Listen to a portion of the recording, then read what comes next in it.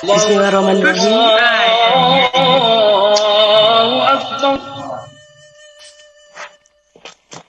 Bismillahirrahmanirrahim. Assalamualaikum warahmatullahi wabarakatuh. Selamat malam waktu Indonesia Barat dan selamat sore untuk wilayah Saudi dan juga selamat siang untuk beberapa wilayah belahan dunia lainnya yang kali ini menyimak dan juga sudah bergabung di kegiatan ataupun pengajian rutin virtual Bundo Kanduang Mancanegara BKM yang disiarkan secara langsung juga oleh radio streaming Radio Gebu Minang dan YouTube channel Radio Gebu Minang. Di hari yang penuh berkah ini insya Allah hari Ahad 22 Januari 2023 yang bertepatan juga pada pukul 4 sore waktu Riyadh dan juga 8 malam waktu Indonesia Barat. Bagaimana kabarnya di sanak sadonyo dan juga bundo-bundo serta jamaah yang sudah hadir melalui link Zoom yang telah kami edarkan beberapa hari ini. Dan seperti biasa bidang kajian Islam BKM akan menghadirkan tadabbur surah An-Nisa, tadabbur Al-Quran, perspektif gender, yakni Al-Quran surah An-Nisa, di mana bulan lalu membahas dari ayat 15 sampai 23. Nah, kali ini menyambung ayat berikutnya, yakni dari ayat 24 hingga 33. Dan tentu saja bersama narasumber tetap kita, Ustazah Dr. Eli Warti Maliki LCMA, yang berada di Jeddah, namun kali ini tengah berada di Indonesia. Alhamdulillah narasumber kita juga sudah hadir dan nanti akan dimoderatori oleh Bundo Tati dari Belanda dan juga Korea kita dari Rotterdam, Belanda, yakni Bundo Erita F. Lubeck. Untuk itu saya serahkan ke moderator kita, Bundo Tati. Assalamualaikum warahmatullahi wabarakatuh, Bundo Tati. Waalaikumsalam warahmatullahi wabarakatuh. Ya, silakan Bundo Tati. Oke, terima kasih.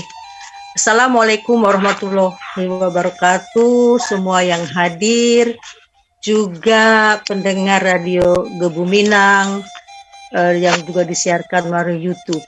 Saya sapa semuanya dengan rasa syukur kepada hadirat Allah bahwa kita hari ini bisa dipertemukan lagi dalam kajian bulanan BKM yang akan dibawakan nanti oleh Ustazah Dr. Eli Warti Maliki LCMA. Sebelum itu, kita nanti akan mendengarkan tilawah yang akan dibacakan oleh Bundo Erita dari Belanda beserta juga sari tilawahnya. Sebelum kita memulai acara ini, marilah kita bersama-sama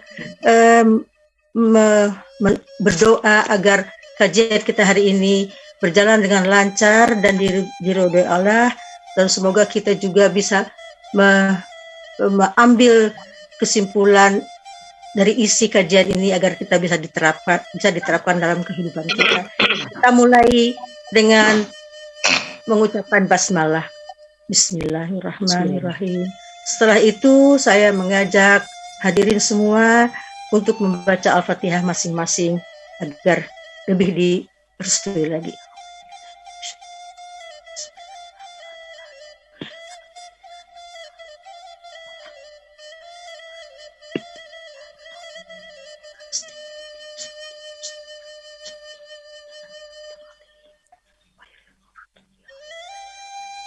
Amin. Amin ya rabbal alamin. Sebelum itu marilah kita juga memberikan salam kepada Nabi junjungan kita Nabi Muhammad SAW. Allahumma sholli ala Muhammad wa ala ali Muhammad. Rabbi shrahli sadri wa yassir li amri wa hlul 'uqdatam min lisani yafqahu qawli. Seperti yang telah dikatakan tadi oleh Bunda Mela bahwa kajian kita hari ini adalah terusan dari kajian bulan lalu mengenai tadabbur Al-Quran surat An-Nisa ayat 24 sampai 33. Dan Ibu Bundo Erita akan membacakan surat An-Nisa ayat 1 sampai dengan ayat 5. Untuk itu kami persilahkan Bundo Erita untuk memulainya. Silahkan Bundo Erita. Terima kasih Bundo Tati. Untuk semuanya, salam sehat. Assalamualaikum warahmatullahi wabarakatuh. Waalaikumsalam. A'udzu billahi minasyaitonir rajim. Bismillahirrahmanirrahim. Suratun anzalnaha wa Suratun anzalnaha wa faradnaha wa anzalna fiha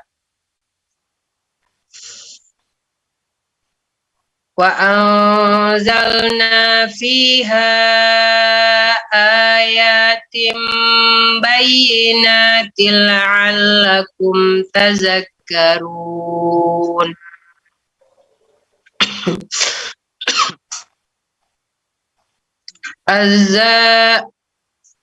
Az-zaniyatu waz-zani fajlidu wa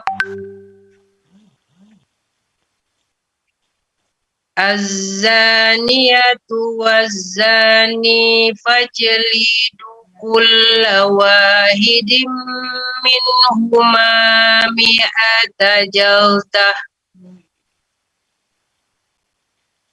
wala ta'khuzkum bihima ra'fatun fi dinillahi in kuntum tu'minuna billahi wal yawmil akhir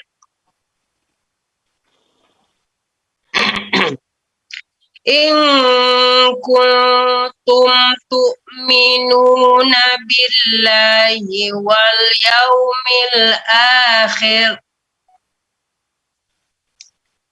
wal yashhad azabahuma ta'ifatum minal mu'minin. Az-zani la yankihu illa zaniyatan aw musyrikatan waz-zaniyatu la yankihuha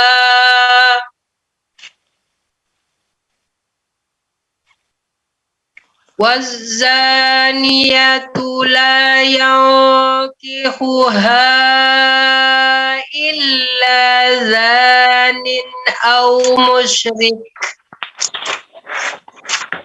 wa hurrima dzalika 'alal mu'minin. Walladzina yarmunal muhsanati thumma lam ya'tu bi arba'ati syuhada'a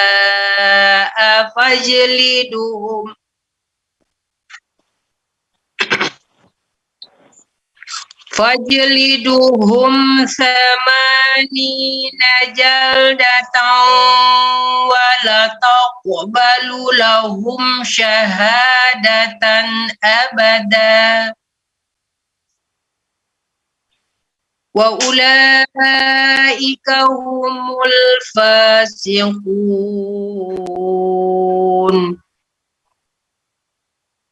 Illal ladzina tabu min ba'di dzalika wa aslahu fa innallaha ghafurur rahim.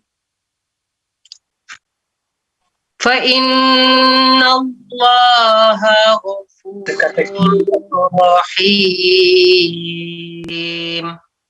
Sadaqallahul azim. Artinya,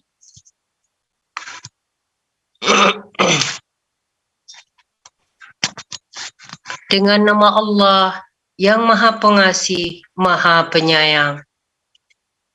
Inilah suatu surat yang kami turunkan dan kami wajibkan menjalankan hukum-hukumnya. Dan kami turunkan di dalamnya tanda-tanda kebesaran Allah yang jelas agar kamu ingat. Pezina perempuan dan pezina laki-laki, deralah masing-masing dari keduanya 100 kali. Dan janganlah rasa belas kasihan kepada keduanya mencegah kamu untuk menjalankan agama hukum Allah jika kamu beriman kepada Allah dan hari kemudian. Dan hendaklah pelaksanaan hukuman mereka disaksikan oleh sebagian orang-orang yang beriman. Pezina laki-laki tidak boleh menikah kecuali dengan pezina perempuan atau dengan perempuan musyrik. Dan pezina perempuan tidak boleh menikah kecuali dengan pezina laki-laki atau dengan laki-laki musyrik. Dan yang demikian itu diharamkan bagi orang-orang mukmin. Dan orang-orang yang menuduh perempuan-perempuan yang baik berzina dan mereka tidak mendatangkan 4 orang saksi, maka deralah mereka 80 kali. Dan janganlah kamu terima kesaksian mereka untuk selama-lamanya. Mereka itulah orang-orang yang fasik. Kecuali mereka yang bertobat setelah itu dan memperbaiki dirinya, maka sungguh Allah Maha Pengampun, Maha Penyayang. Maka benar Allah dengan segala firman-Nya. Assalamualaikum warahmatullahi wabarakatuh. Waalaikumsalam warahmatullahi wabarakatuh. Jazakallah khairon, Bunda Erita, luar biasa. Mudah-mudahan kita semuanya diberkahi. Perlu dibetulkan, tadi saya salah menyebutkan ayat Quran yang dibacakan oleh Bunda adalah surat An-Nur 1 sampai dengan 5. Tadi saya menyebutkannya An-Nisa 1 dan 5. Dengan ini telah diperbaiki. Jadi Bunda Erita barusan membacakan surat An-Nur ayat 1 sampai dengan ayat 5. Demikianlah acara pertama kita telah lalui dan nanti kita akan lanjutkan dengan kajian yang akan dibawakan oleh Bunda Eli. Perlu diketahui setelah adanya kajian yang diberikan oleh Bunda Eli, pemirsa bisa nanti bertanya pada sesi berikutnya dengan melalui chatting di ruang room Zoom atau melalui radio Gebuminang, juga dengan raise hand bagi yang mengikuti Zoom. Kajian ini akan berlangsung kira-kira 30 menit sampai 40 menit, dan setelah itu Bunda Eli akan memberikan waktu kepada pemirsa, pendengar untuk bertanya. Sebelum kita melanjutkan acara ini, mari kita sapa juga pendengar radio Gebuminang serta pemirsa YouTube yang disiarkan langsung oleh radio Gebuminang. Jika nanti ada pertanyaan, disimpan, boleh disampaikan, dan nanti setelah sesi berakhir akan kami coba menjawabnya. Sekian pengantar dari kami, dan waktu dan tempat kami persilahkan kepada Bunda Eli untuk membuka kajian kita hari ini, yaitu surat ayat An-Nisa dari ayat 19 sampai dengan 23. Silakan Bunda Eli. Baik, terima kasih terlebih dahulu. Assalamualaikum warahmatullahi wabarakatuh. Saya melihat cerah-cerah semua nih hari ini, dan Masya Allah, yang membaca Qurannya juga luar biasa. Nampaknya bundo-bundo semakin hebat bacaannya, semakin fasih, semakin baik. Jadi munculkan lagi ya bundo-bundo tentang Al-Quran ini sangat menggembirakan. Baik, kita mulai kajian kita hari ini. A'udzubillahi minasyaitonirrajim. Bismillahirrahmanirrahim. Alhamdulillahi rabbil alamin. Wa bihi nasta'in ala umuri dunya waddin. Wassalatu wassalamu ala asyrafil anbiya'i wal mursalin. Sayyidina wa nabiyina wa syafi'ina wa maulana Muhammad wa ala alihi wa ashabihi ajma'in wa man tabi'ahum bi ihsanin ila yaumiddin, amma ba'du. Rabbi shrah li sadri wa yassir li amri wahlul 'uqdatam min lisani yafqahu qawli. Puji syukur kehadirat Allah atas segala rahmat dan karunia dan kondisi kita semua dari tempat yang berjauhan dalam keadaan sehat walafiat, sehingga kita bisa melaksanakan acara rutin kita, pengajian bulanan tentang tafsir surat An-Nisa perspektif gender. Bulan lalu kita sudah menyelesaikan sampai dengan ayat ke-23. Ya. Kita malam ini akan memulai dengan ayat ke-24. Ayat ke-24 ini erat sekali hubungannya dengan ayat ke-23. Untuk itu, sebelum kita membacakan ayat ke-24, kita mengulang sedikit tentang ayat 23, yaitu tentang muharramat minan nisa. Artinya perempuan-perempuan yang haram atau tidak boleh dinikahi. Siapa saja mereka? Bulan lalu sudah kita sebutkan, ada jumlahnya semua ada 14. Yang pertama ada 7 macam orang-orang yang kaitannya ada hubungan darah dengan laki-laki, dengan orang yang akan menikah tersebut. Yaitu disebutkan dalam ayat ini, hurrimat alaikum ummahatukum. Jadi ini ada 7 macam. Pertama ibu, ya, wa banatukum, anak perempuanmu, wa akhawatukum, saudara-saudara perempuanmu, wa ammatukum, tantemu dari pihak ayah, wa khalatukum, tantemu dari pihak ibu, wa banatul akh, anak-anak perempuan saudara laki-laki kita, yaitu ponakan perempuan kita, wa banatul ukht, anak-anak perempuan dari saudara perempuan kita, yaitu ponakan perempuan kita dari saudara perempuan kita. Itu 7 yang ada sangkut paut atau kaitannya dengan hubungan darah dengan kita. Ada 7 macam.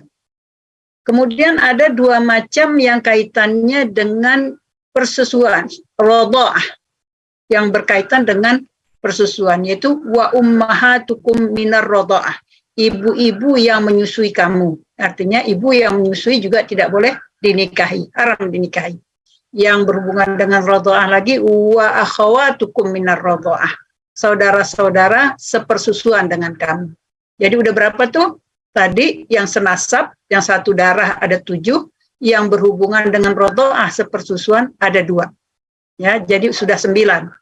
Selanjutnya yang berkaitan dengan musaharah atau hubungan besanan. Siapa aja di antara hubungan musaharah, besanan ini yang nggak boleh dinikahi?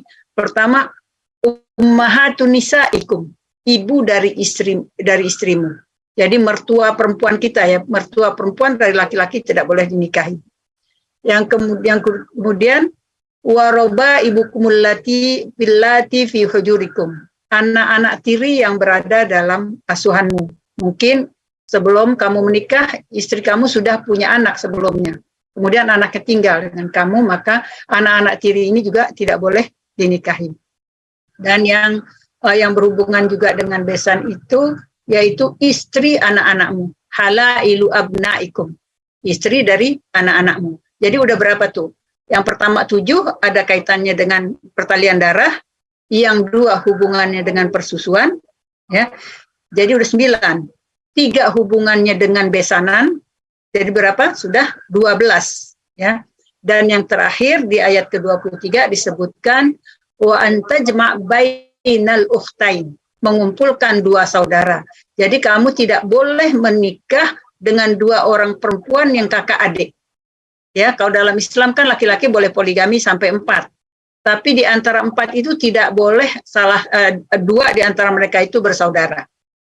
Ya, jadi semuanya udah 13 yang disebutkan dalam ayat ke-23 surat An-Nisa.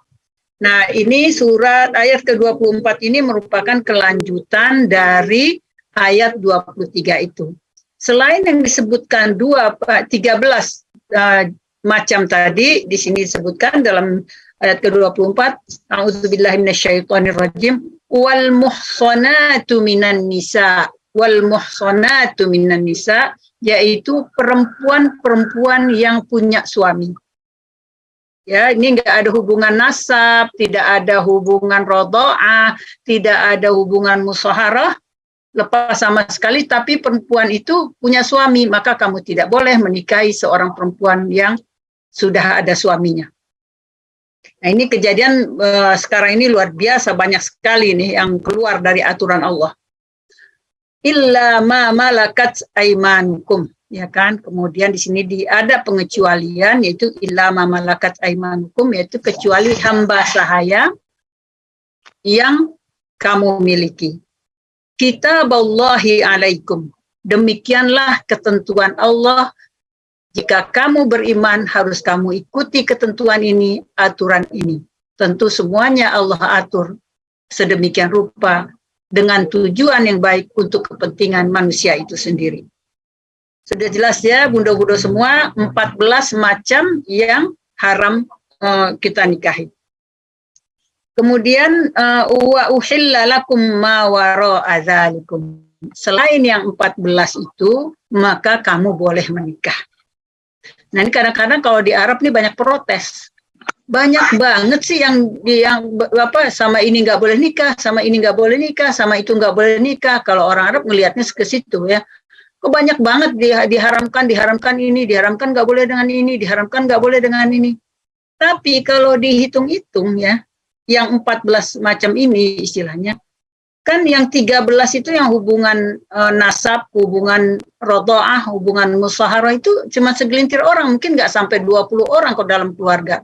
Ibu cuma 1, ibu mertua cuma 1, ya kan? Kemudian ibu susu juga cuma 1. Kemudian saudara paling berapa ya? Saudara perempuan paling berapa? Ponakan paling berapa? Kalau itu jumlahnya nggak sampai 20 ya. Jadi kalau dilihat kepada keberatannya, banyak sekali yang dilarang untuk menikah. Padahal lebih banyak yang dibolehkan, yang tidak dibolehkan aja yang disebutkan. Makanya disebutkan di sini wa uhilla lakum ma wara'a dzalikum. Dihalalkan bagimu untuk menikahi selain yang disebutkan dalam ayat 23 dan di awal ayat ke-24 ini. Anta betahu bi amwalikum muhsinina ghairu musafihin. Jadi nikah ini buat laki-laki ada hubungannya juga ya dengan amwal, karena laki-laki itu kan harus bayar mahar, karena laki-laki itu harus bayar nafkah dan segala macam. Jadi kamu boleh menikah dengan membayar mahar, dengan membayar segala keperluannya, muhsinin ghairu musafihin, dengan tujuan untuk menjaga diri, untuk menjalankan hubungan suami istri itu dengan cara yang halal, ghair musafihin, bukan dengan cara maksiat, bukan dengan cara berzina. Famastamta'tum bihi minhunna fa'atuhunna ujurahunna fariidah. Atas apa yang kamu nikmati dari perempuan-perempuan itu, dari istri-istrimu itu, fa'atuhunna ujurahunna, maka berikanlah kepada mereka ujur. Ujur itu ujroh ya. Kalau ujroh arti biasa itu artinya upah, tapi di sini maksudnya adalah mahar. Maka berikan kepada perempuan itu mahar. Kemudian disebutkan setelah itu fariidah, wajib memberi mahar itu. Jadi tidak boleh saya mau nikah nggak pakai mahar. Di sini disebutkan mahar itu sebagai fariidah, sebagai kewajiban. Wala junaha alaikum fima taradaitum bihi min ba'dil fariidah. Tidak mengapa atau tidak berdosa jika ada taradaitum, ada saling rela, saling ridha antara suami istri min ba'dil fariidah, setelah kewajiban memberi mahar, ya, diserahkan kepada istri, kemudian ada kesepakatan istri mau memberikan mahar itu kepada suaminya sebagian, separuh, atau semuanya. Kalau ridho istrinya ya boleh-boleh aja. Atau sebaliknya, suaminya ingin menambahkan, itu tidak ada masalah. Tapi ada yang faridah, ada yang diwajibkan. Setelah faridah dijalankan, kemudian ada kesepakatan lain, itu boleh. Tapi nggak boleh ada ancaman. Ya, saya kasih mahar, nanti begitu selesai akad nikah pulangin ya. Itu tidak boleh ya. Jadi harus mengikuti aturan syariat. Innallaha kana aliman hakima. Sesungguhnya Allah maha mengetahui dan maha bijaksana. Itu ayat ke-24. Selesai sudah tentang muharramat. Wa man lam yastati' minkum taulan an yankihal muhsanatil mu'minat famimma malakat aymanukum min fatayatikumul mu'minat. Barang siapa, laki-laki maksudnya, yang tidak sanggup, tidak punya biaya untuk menikahi muhsanatil mu'minat. Di sini muhsanatil mu'minat artinya al-harair, perempuan-perempuan yang merdeka. Nah, bundo-bundo awak babadia sekete, lihat ke belakang sebentar. Kondisi ayat ini turun di awal Islam ya. Ketika itu kondisi masyarakat di Arab, khususnya di Mekah, Madinah, masih ada perbudakan. Perbudakan bukan saja di Arab, di seluruh dunia kondisinya waktu itu kehidupan masyarakat ada yang namanya merdeka, ada yang hamba.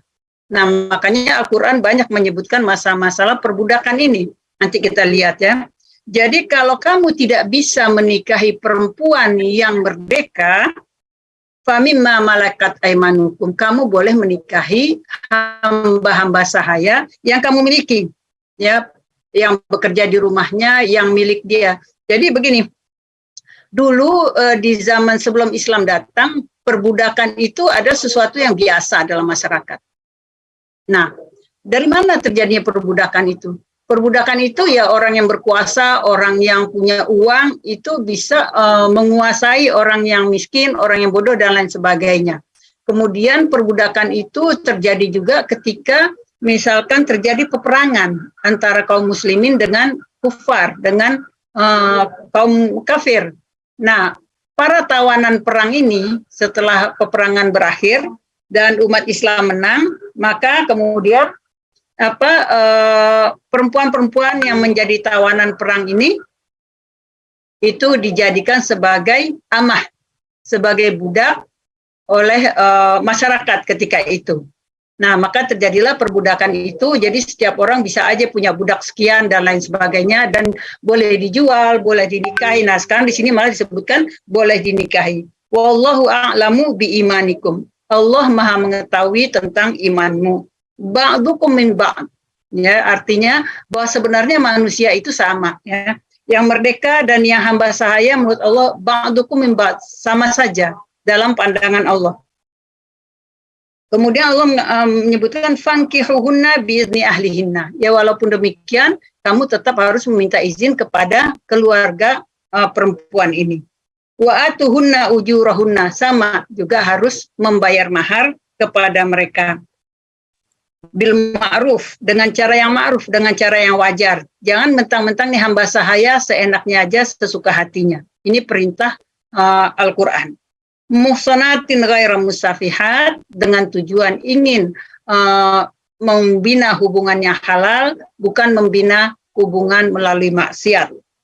Wala muttakhidat ahdan, dan bukan juga perempuan-perempuan yang biasanya mengambil laki-laki itu untuk jadi piaraan. Jadi bukan cuma laki-laki ya punya piaraan perempuan, tapi perempuan-perempuan juga bisa punya piaraan laki-laki.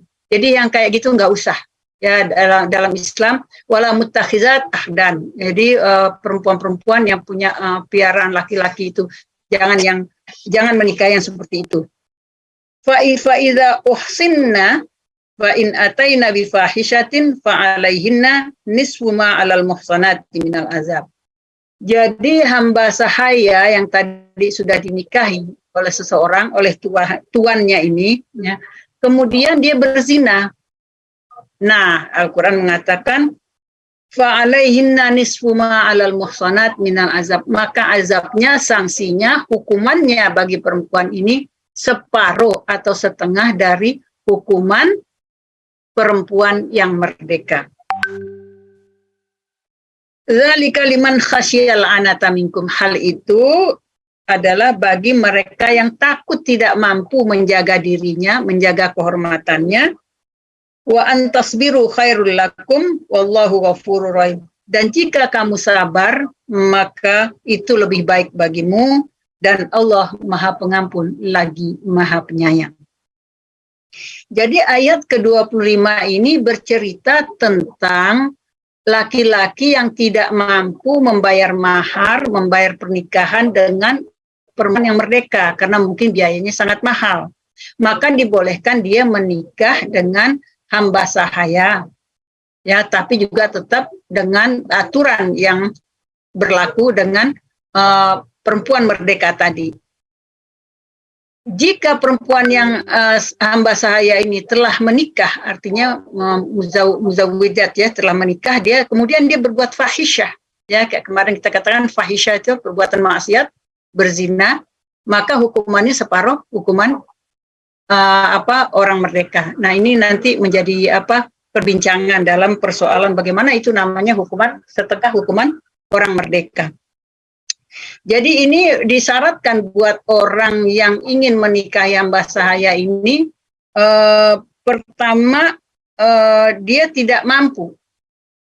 Dia tidak mampu, lam yastati' minkum taulan, tidak ada kemampuan biaya untuk menikah. Yang kedua, dia tidak bisa menahan dirinya untuk tidak menikah istilahnya, maka dia boleh menikah dengan hamba sahaya ini. Jadi ada dua syarat, tapi tetap Allah menganjurkan kalau kamu sabar itu akan lebih baik bagimu, ya kan?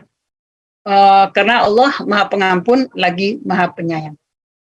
Nah, ini kita ingin bicara sedikit tentang perbudakan, ya. Perbudakan, kemudian hubungannya dengan perkawinan dalam Islam. Islam telah mengatur bahwa seorang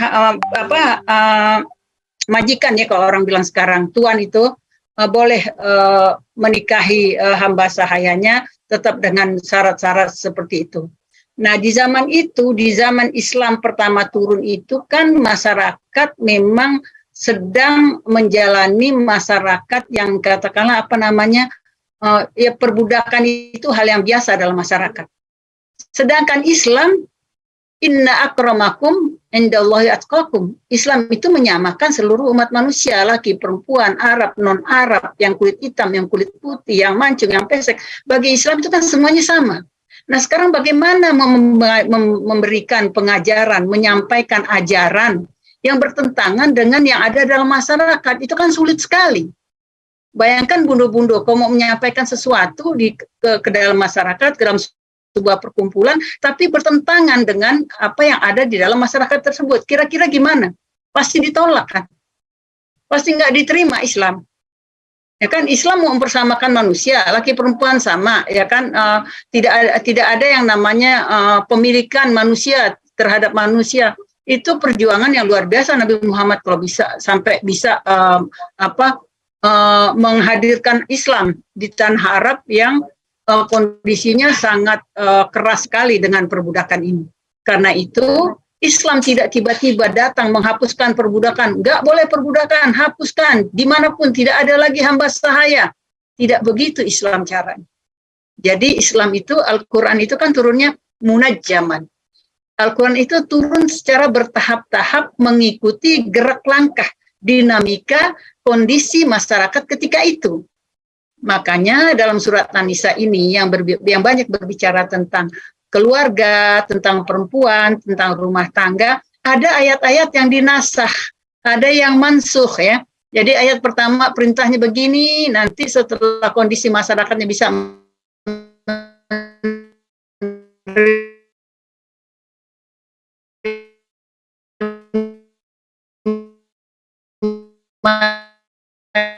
Suaranya agak sedikit bergaung.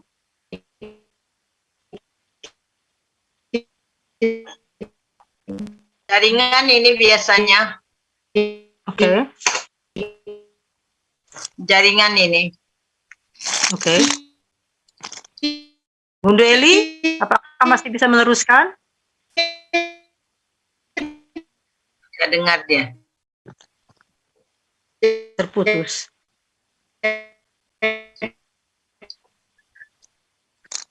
Ini Ya. jaringan dari Bunda Eli. Nah, itu ya. Mungkin karena Bunda Eli pada saat ini jaringannya kurang jelas, kita jeda dulu sedikit dengan saya mencoba. Halo, bisa didengar suara saya? Bisa, Bu, bisa. Oke. Saya Kontak Ibu Eli pribadi. Kontak Ibu Eli pribadi via PA. Oke, saya akan mengisi ini dulu sebentar. Saya silakan kalau ada yang bisa menghubungi Ibu Eli, saya akan coba merangkum apa yang telah diuraikan tadi oleh Bunda Eli tentang hal-hal mana yang diatur oleh Al-Quran tentang wanita, mana yang diperbolehkan menikah atau yang tidak boleh. Ada 13 macam wanita yang tidak boleh dinikahi oleh laki-laki. Yaitu merah. Halo, yaitu sudah diatur di dalam Al-Quran dan di dalam ayat 24 ditambahkan lagi bahwa ada wanita yang tidak boleh dinikahi oleh seorang laki-laki, yaitu apabila wanita tersebut telah mempunyai suami. Di dalam sistem dahulu kita kenal dengan ada perbudakan, dan pada masa itu Nabi Muhammad datang dengan kenabiannya untuk mengurus segala sesuatunya dengan bertahap. Jadi Islam itu datang dengan peraturan yang sedikit demi sedikit melihat keadaan pada saat itu, sehingga perubahan itu tidak dirasakan terlalu keras dan terlalu kencang. Tapi akhirnya apapun yang dituliskan dalam Al-Quran adalah untuk kebaikan untuk umatnya, terutama bagi wanita. Wanita pada saat itu di Arabia, kita tahu bahwa sebelum kedatangan Nabi Islam pada zaman jahiliyah adalah kedudukan wanita sangat rendah sekali. Apakah kita sudah ada hubungan dengan Ibunda Eli? Halo? Masih dalam proses, Bunda Tati. Masih dalam proses. Oke. Ya, jadi itu yang tadi kita setelah sedikit dapatkan dari Bunda Eli, dan ada teknik istilah yang diberikan yang lainnya, tetapi dalam hal ini bisa saya sampaikan apa yang tadi juga disampaikan, bahwa wanita sahaya itu boleh dinikahi oleh majikannya, tetapi dengan ketentuan bahwa ada peraturan yang harus diikuti oleh majikannya, tidak semena-mena karena dia mempunyai atau memiliki sahaya pada waktu itu, ya, bahwa sahaya waktu itu adalah merupakan sebuah kepemilikan, tetapi juga dengan kedatangannya Islam, wanita ini juga dihormati dan dihargai, sehingga apabila majikannya yang tidak mampu bisa menikahi wanita sahaya ini dengan dengan kebijaksanaan lain, sehingga wanita itu juga terhormat, tidak begitu saja di ini. Tadi saya juga mencatat bahwa apabila sahaya ini menikah dan kemudian berzina seperti itu, akan dikenakan hukuman setengah dari wanita yang merdeka. Dan pada saat itu hubungan dengan Ibu Eli terputus. Apakah Bunda Mela masih bisa memberikan sesuatu input, atau apa kita harus beristirahat dulu? Alhamdulillah lagi proses. Nih, gangguan teknis nih. Iya, Bunda sudah bergabung.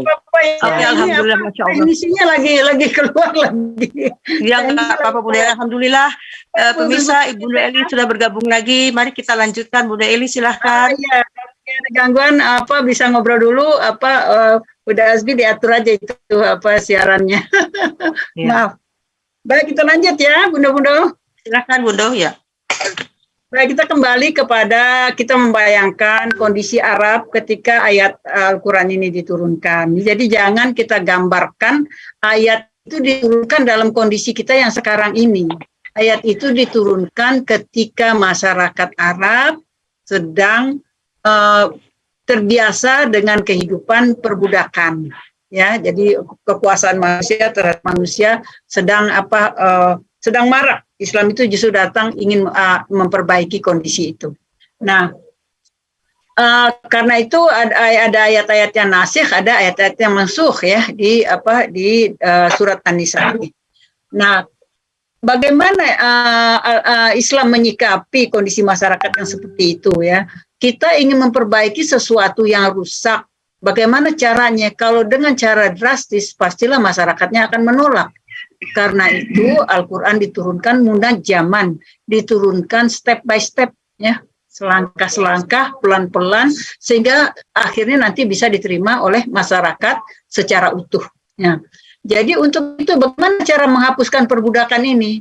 Maka Al-Quran kan menyusun aturan-aturan dalam pernikahan, ya, dalam kehidupan sosial. Karena itu banyak hal-hal yang sanksinya itu adalah memerdekakan hamba sahaya. Contohnya apa? Wa man qatala mu'minan khata'an fa tahriru raqabah. Yaitu membunuh seseorang dengan tidak sengaja, maka hukumannya adalah membebaskan seorang hamba. Nah, kalau orang membunuh secara sengaja, hukumannya apa? Qisas, dibunuh lagi. Nah, kalau orang membunuh tidak sengaja, contohnya apa? Contohnya misalnya memang orang marah, misalnya terjadi kemarahan. Kemudian katakanlah dia lempar orang yang dia marahi itu dengan benda yang kecil, benda yang enteng. Katakanlah dilempar dengan sapu tangan. Kan sapu tangan itu nggak mungkin bisa membunuh orang ya kalau dilempar sekeras apapun misalkan.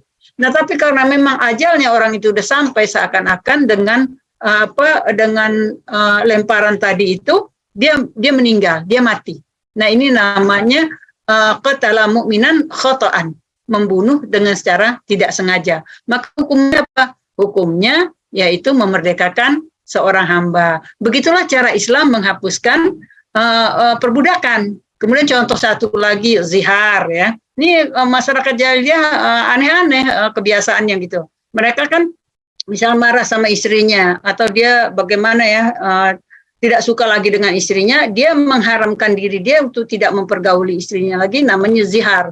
Dia mengatakan bahwa kamu mirip dengan ibu saya atau dengan orang-orang yang haram dinikahi itu, ya kan? Nah, itu namanya zihar. Kalau seorang itu mengucapkan hal demikian kepada istrinya, maka dia tidak boleh lagi mempergauli istrinya itu.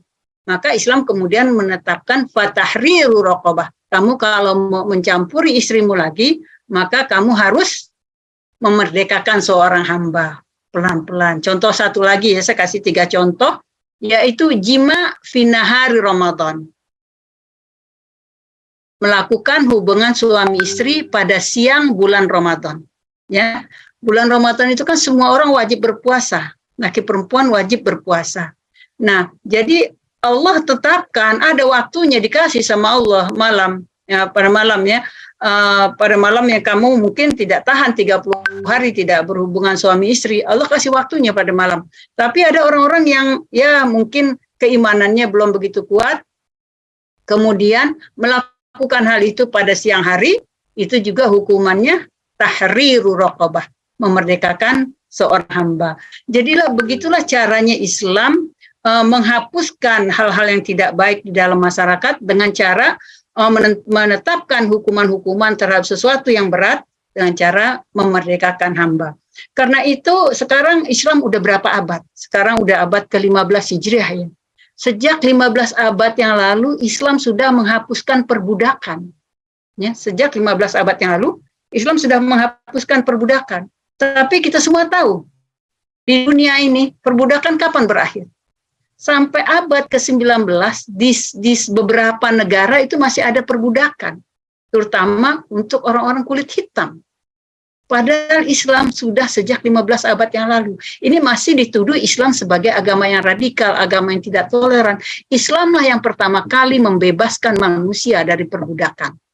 Nah, ini harus diketahui oleh umat Islam, bahwa Islam itulah pelopor nilai-nilai kemanusiaan.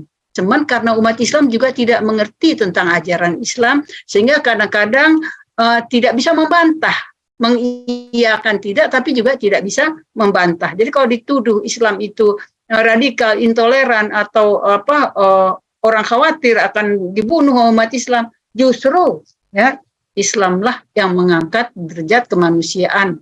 Jadi tidak ada lagi manusia yang namanya sebagai budak, tidak ada manusia sebagai hamba sahaya. Itu untuk tambahan pengetahuan ya, bundo-bundo ya.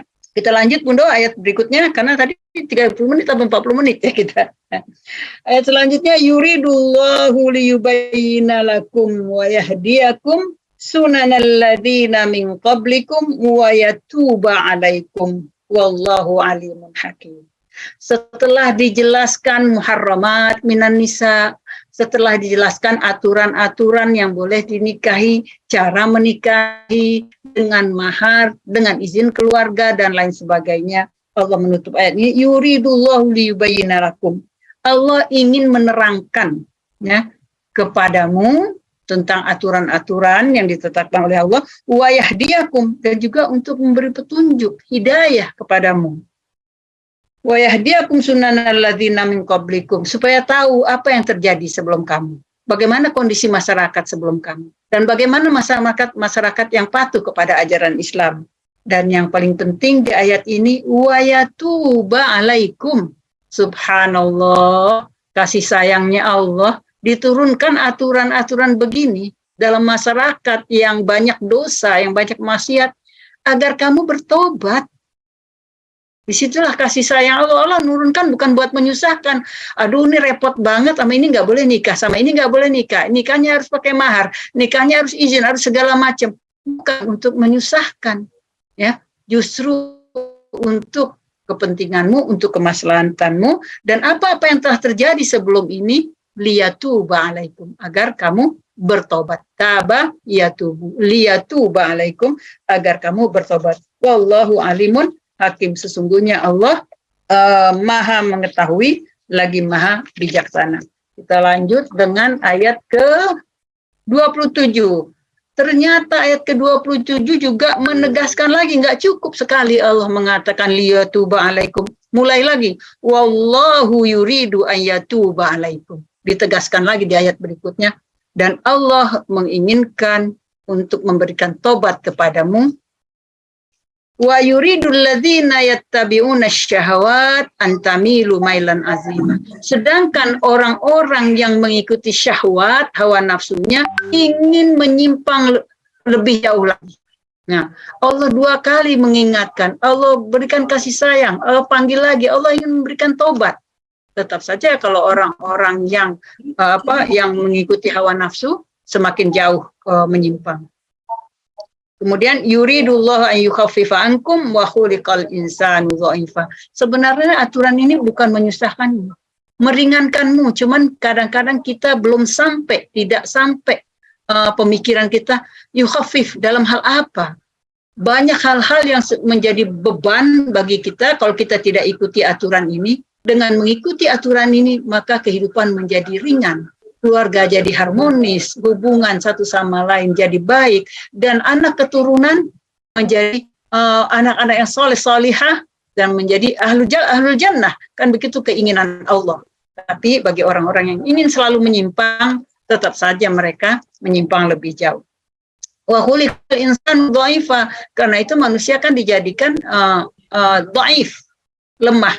Nah, tapi manusia itu nggak merasa dianya lemah. Dia mampu, dia selalu merasa mampu, ya kan? Padahal Allah bilang, kalau misalkan katakanlah syahwatnya datang, dia laksanakan aja apa yang dia mau, misalnya, karena dia merasa hebat, ya. Padahal Allah bilang, wa khuliqal insanu dha'ifa, Allah menciptakan manusia itu lemah. Kekuatan manusia untuk urusan seksual ya paling 40-50 tahun itu juga udah istilahnya pasti menurun, ya kan? Tapi manusia nggak mau mengakui itu. Ya. Selesai sampai ayat ke-28 kita berbicara tentang muharramat. tentang perempuan-perempuan yang haram dinikahi. Ayat selanjutnya, ya ayyuhalladzina amanu la ta'kulu amwalakum bainakum bil batil illa an takuna tijaratan an taradim minkum wa la taqtulu anfusakum innallaha kana bikum rahima. Wahai orang-orang yang beriman, la ta'kulu amwalakum, janganlah kamu memakan harta-hartamu bainakum bil batil, dengan cara yang batil.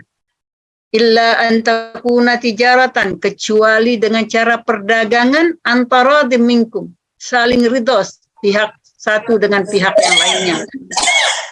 Taqtulu anfusakum, dan janganlah kamu bunuh dirimu sendiri.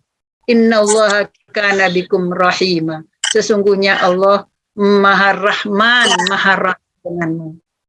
Di sini timbul pertanyaan.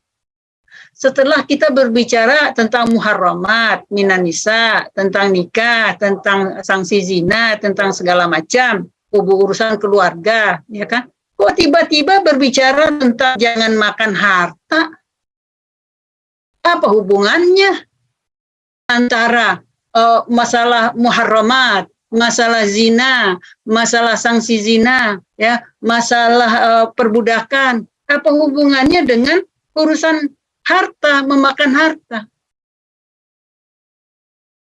Sepertinya tidak nyambung, ya. Nah, karena itu di sini kita tadabbur. Di sini kita tadabbur. Setelah Allah berapa ayat sebelumnya, berapa kali pengajian kita berbicara tentang keluarga, apalagi yang namanya muharram. Satu persatu diperinci secara individu. Ini ibu mertua, ini adik, ini kakak, ini tante, satu persatu diperinci. Ya kan? Seakan-akan itu personil berdiri sendiri-sendiri. Kenapa pas menyebut tentang harta, memakainya kamu sekalian, kum itu kamu semua, ya, bareng semuanya. Kalau sendiri itu ka atau ki, ka laki-laki, ki perempuan. Yang you, ya, kalau bahasa Inggrisnya. Kalau kum itu untuk semua, ya. Ka untuk laki-laki, ki untuk perempuan, kum berarti semua-muanya. Jadi seakan-akan ayat ini, wahai orang-orang beriman, janganlah kamu memakan hartamu sendiri. Kenapa harta itu dipakai plural, pakai jamak? Nah, disinilah yang kita tadabbur, artinya ketika menyebutkan urusan muharramat, Allah menyebutkan secara individu. Tapi ketika menyebutkan harta saat memakai plural, seakan-akan harta kaum muslimin itu adalah milik bersama. Nah, ingat ibu-ibu, seakan-akan harta itu tidak terpisah sendiri-sendiri. Seakan-akan itu harta yang dimiliki kaum muslimin adalah harta kita semua yang selama kita satu agama, satu kepercayaan istilahnya. Karena itu di ayat lain disebutkan wa fi amwalikum, wa fi amwalikum, di dalam harta yang kamu miliki, yang kamu dapatkan dengan jerih payah kamu, hakun lis-sa'ili wal mahrum. Ada hak di dalam situ untuk orang-orang sa'il, orang-orang yang meminta, wal mahrum, orang-orang yang nggak dikasih sama Allah. Ingat ibu-ibu, ketika kita punya harta, bahwa di dalam harta kita itu ada hak orang lain. Yaitu as-sa'il wal mahrum, orang yang meminta kepada kita dan orang yang tidak diberikan oleh Allah. Jadi kadang-kadang kan Bu, ya, ada orang datang meminta ke kita, minta-minta di jalanan, atau mungkin datang ke rumah kita bawa kertas sumbangan, ya kan? Itu namanya sa'il, orang yang meminta-minta. Nah, ketika dia udah datang ke kita, berarti ada haknya sama kita. Maka berikanlah, walaupun seberapa yang kita bisa. Karena di dalam harta kita itu ternyata ada milik mereka. Nah, begitulah Islam menggambarkan bahwa harta di dalam Islam bukanlah milik pribadi secara utuh. Ya, dalam hadis juga disebutkan, masalul mu'min fi tawadihim wa ta'atufihim masalul jasad. Ya, iza shtaka minhu 'ud tada'a sa'irul bil humah. Ya, jadi di dalam Islam itu ibarat dalam hal harta nih Bu. ya, ibarat sebuah jasad. Ya, masaluhum fitawadihim wa tarahumihim wa ta'atufihim. Perumpamaan seorang muslim dalam kasih sayang, mawaddah. Tawad artinya mawaddah, dalam kasih sayang. Tarahum, kasih sayang juga, rahim. Ya. Wa ta'atuf, kelemah lembutan, kesopanan. Masalul jasad seperti sebatang tubuh. Izastaka minhu ud, apabila salah satu bagian dari tubuh itu merasa sakit, maka seluruh bagiannya akan lalu bisa hari wal humma, akan merasakan sakit. Contohnya ibu ya, kalau kaki kita keseleo, yang sakit apa sampai di kaki aja? Enggak kan? Pasti semua badan enggak enak. Tangan kita luka, apa sampai di tangan aja sakitnya, badan ikut enggak enak. Sakit kepala, apalagi kalau sakit gigi, semua badan ikut merasakan. Inilah yang diajarkan Islam, wahai kaum muslimin, bahwa kalian itu seperti sebatang tubuh. Kalau ada satu yang sakit, semuanya harus merasakan rasa sakit itu. Jadi kalau ada anggota masyarakat kita yang kesusahan, yang kesulitan, yang kena musibah, maka sekitarnya harus merasakan hal itu. Karena itulah di dalam ayat ini disebutkan harta, tapi memakai bentuk plural, kum. Ya.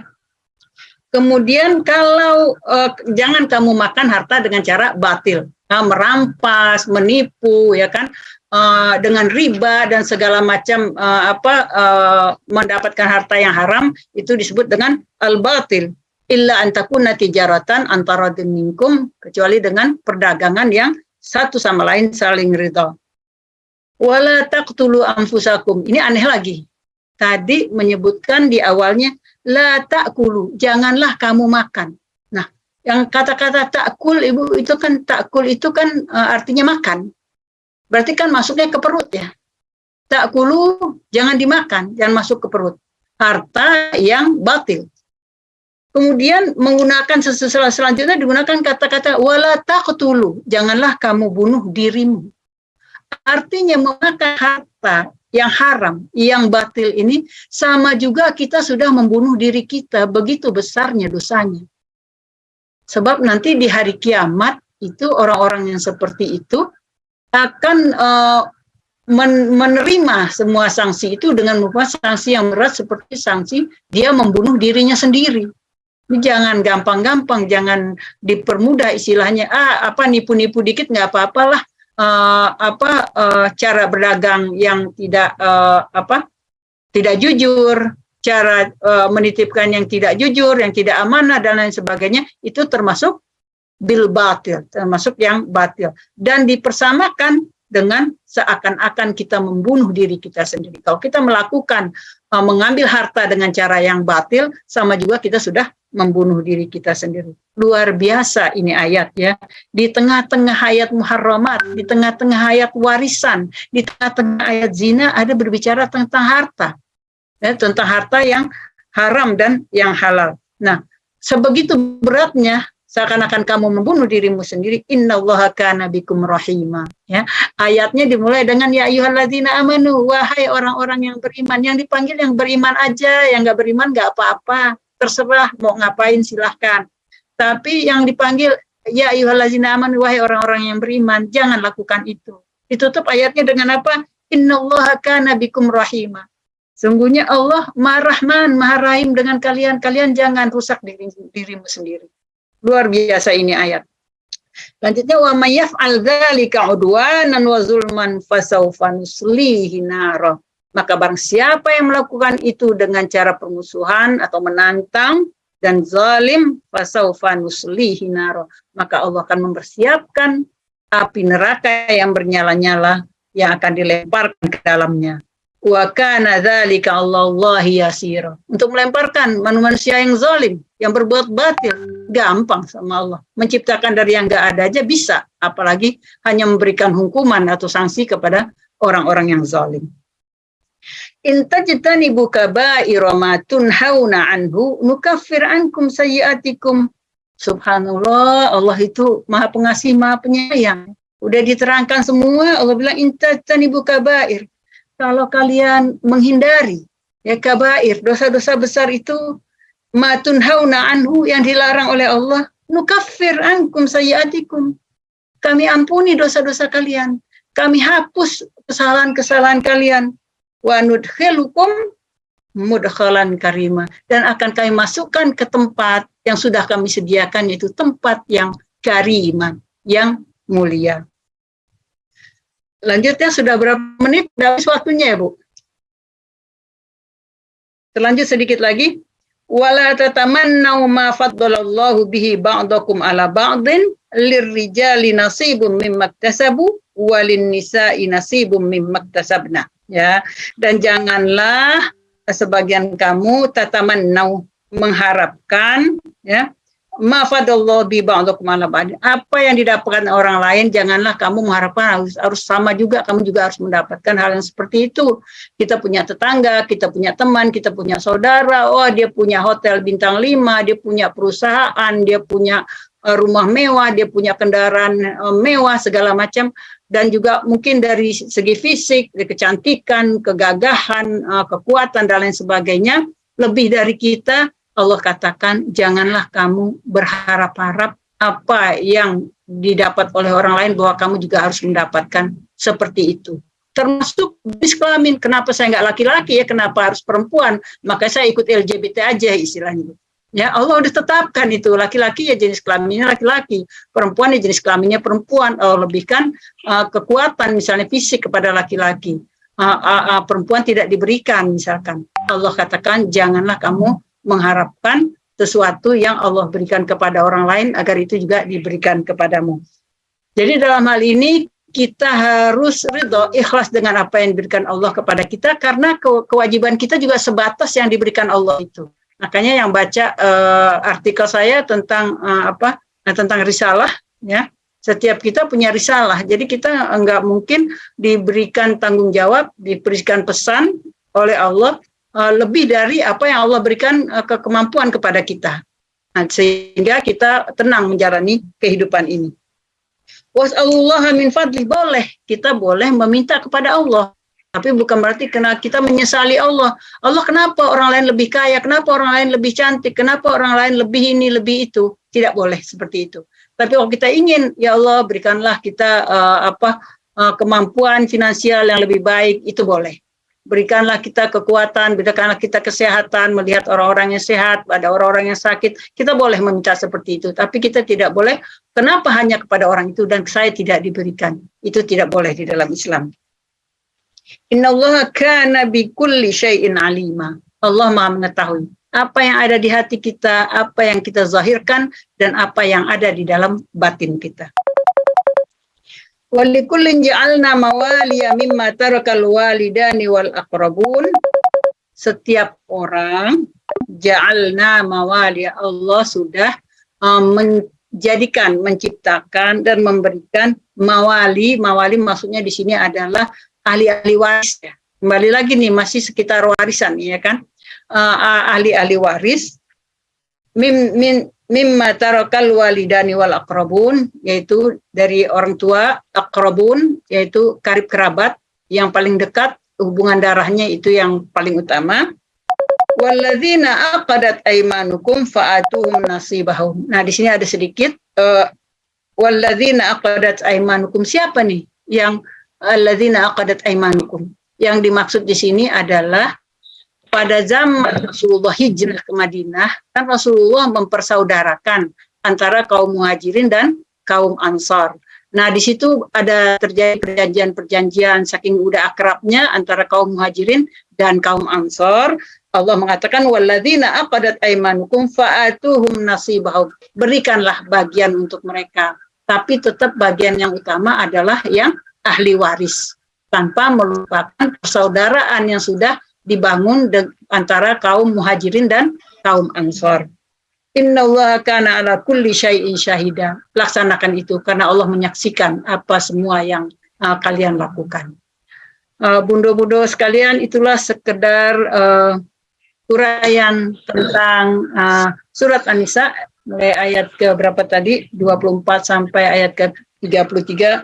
Mudah-mudahan ada manfaatnya, berguna untuk diri saya terutama dan juga untuk kita semua. Billahi taufiq wal hidayah. Wassalamualaikum warahmatullahi wabarakatuh. Masya Allah, Bunda Eli sangat-sangat dijelaskan dengan baik.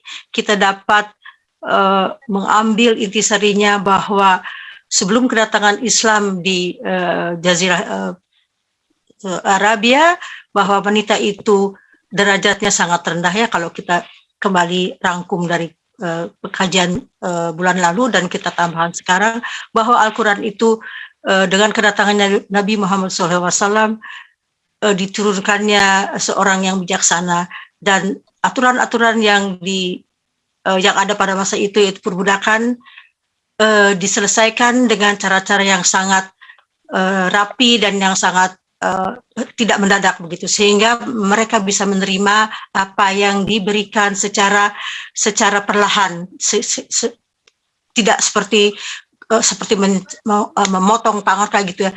Jadi betul dengan rasa perlahan-lahan, sehingga mereka itu bisa menerima dengan baik, dan justru dengan itu mereka diajarkan untuk tidak berbuat kekejaman. Dan apabila mereka membuat kesalahan, tadi kalau saya tidak salah, bahwa mereka itu akan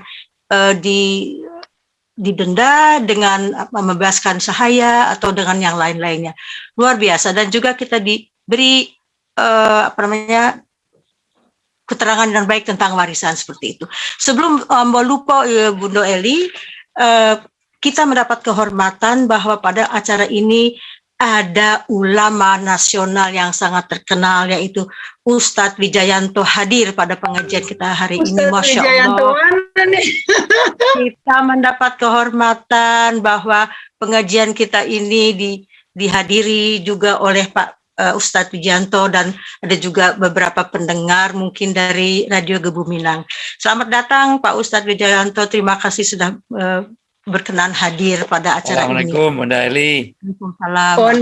Mande Ustadz bakabar lamun dak baso. Alhamdulillah, alhamdulillah, khair.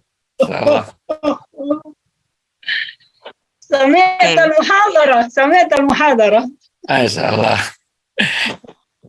Gimana kabarnya Ustadz? Lama sekali kita sejak pandemi pernah ketemu ya. Iya. Besok pagi istri ke Jeddah. Istri sama anak. Masya Allah. Februari saya full di Mekah, insyaallah. Oh gitu ya. Ya. Saya udah di Jakarta Ustadz. Insyaallah tanggal 13 saya sama Cempet. Ini Cempet hadir juga. Cempet Bandung. Iya, Cempet tadi hadir katanya, insyaallah gitu. Insyaallah tanggal 13 saya berangkat sama Cempet. 13 Februari. Masya Allah, umrah makbulah. Amin. Ya, silakan ditambahkan Ustadz pengajian kami. Masya Allah, luar biasa. Terlalu banyak catatan saya dari guru saya ini, Masya Allah. Yang pasti bagaimana tahrirul ubah, tadi bagaimana kita usaha memerdekakan budak itu. Dulu Rasulullah sampai salah satu istri dari Rasulullah itu adalah orang budak hitam. Karena di akhir kenabian Rasulullah sempat bertanya, apa yang kurang dari risalah ini? Maka sahabat menyampaikan, ya Rasulullah, semuanya sudah kau sampaikan, tetapi ada yang masih mengganjal, di mana perbudakan masih belum kita tuntaskan. Maka Rasulullah minta diantar di akhir kenabian ini. Minta diantar di satu kampung, di mana di kampung itu semua orang hanya bisa jadi budak. Maka carikan wanita yang belum nikah di antara mereka, oleh Rasulullah singkatnya dinikahi. Sejak saat itu tidak ada satu sahabat pun yang mengambil budak karena tidak layak saya punya budak, sementara Rasulullah akan punya keturunan dari Ummu Saudah ini. Nah, Masya Allah, itu salah satu bagaimana dulu usaha itu. Karena dulu agak rame nih kalau bicara dengan Milkul Yamin ini, karena dulu temannya Ustadzah Eli juga rame di Win. Panjang ceritanya. Ya, itu tapi catatannya baik. Dan catatan penting lagi, ternyata orang yang nggak mau berzakat itu tulku biaidikum ila tahluka. Di dalam surat Al-Baqarah ayat 195, orang yang membunuh dirinya sendiri, menjerumuskan dirinya sendiri itu dikaitkan dengan orang yang tidak berzakat. Coba bayangkannya, luar biasa. Tapi Masya Allah. saya hanya setoran hafalan ini. Kalau di tradisi pesantren ini sorokan, jadi setoran hafalan kepada guru saya. Ini Dokter Eli ini dokter saya ya. Lanjut. Ini saya Terima kasih Ustaz sudah hadir di pengajian. Saya nggak nyangka ada Ustaz di sini. Masya Allah, terima kasih sama sekali. emak-emak. Iya, terima kasih ya Bunda. Kita mendapat kehormatan. Mudah-mudahan lain kali juga beliau bisa hadir meramaikan ruang ini. Masya Allah. Terima kasih Pak Ustadz atas inputnya. Mudah-mudahan kita juga semua mendapat keberkahan dari ilmu yang telah diberikan oleh Pak Ustadz.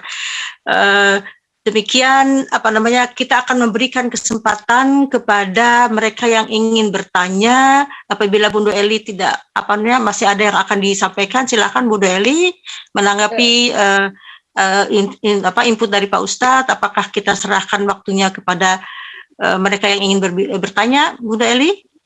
Iya, kayaknya tadi kita menyampaikan udah inti-inti ya, poin-poin pentingnya ya. Sekarang barangkali ada para peserta yang ingin bertanya, ya silakan. Ya, sementara ini mungkin dari Bunda Mela, apakah ada yang ditanyakan melalui YouTube atau ada yang bisa disampaikan? Bunda Mela masih hadir? Ya, kalau dari Zoom kita sudah ada Bunda. Ya, masih. Terima kasih Bunda Eli, Bunda Tati, dari radio, dari YouTube ada, tapi ternyata dari Zoom kita sudah ada terlebih dahulu, udah langsung dari tadi raise hand. Ada Bundo Ben dari USA dan juga Dr. Embrineti yang sudah raise hand. Sepertinya lebih baik dari yang hadir di Zoom terlebih dahulu. Barangkali untuk Dr. Embri nih yang pertama kali raise hand. Silakan Dr. Embri. Baik. Terima kasih. Bismillahirrahmanirrahim. Assalamualaikum warahmatullahi wabarakatuh. Apakah cukup didengar suara saya, Ibu?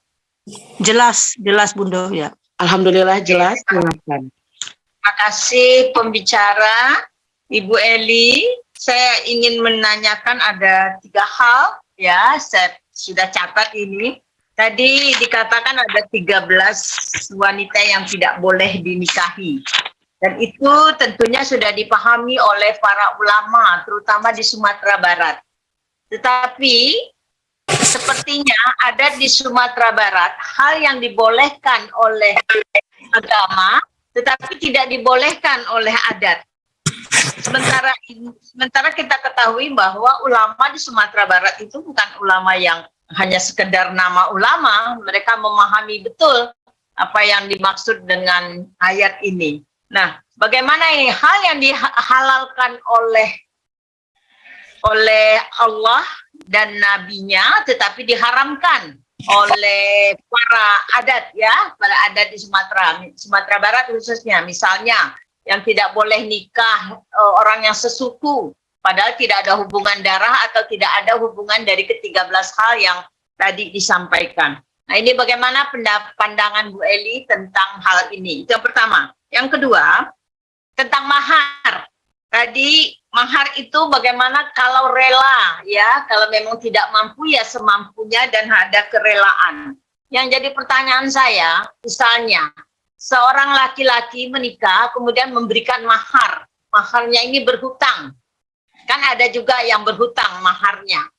Walaupun rela istrinya. Tetapi seandainya tiba-tiba yang laki-laki yang tadi menggunakan mahar berhutang ini, kemudian Allah panggil, meninggal begitu. Sementara maharnya belum dibayar, apakah ini menjadi utang yang nanti akan dipertanggungjawabkan di akhirat? Seperti itu. Yang kedua, Bu Eli, bagaimana hukumnya ini? Untuk yang mahar berhutang dan tiba-tiba Allah panggil. Yang ketiga, tentang perbudakan, Bu Eli. Kita tahu bahwa ayat-ayat suci Al-Quran ini sudah dijamin oleh Allah. Dan tentunya tidak bisa direvisi.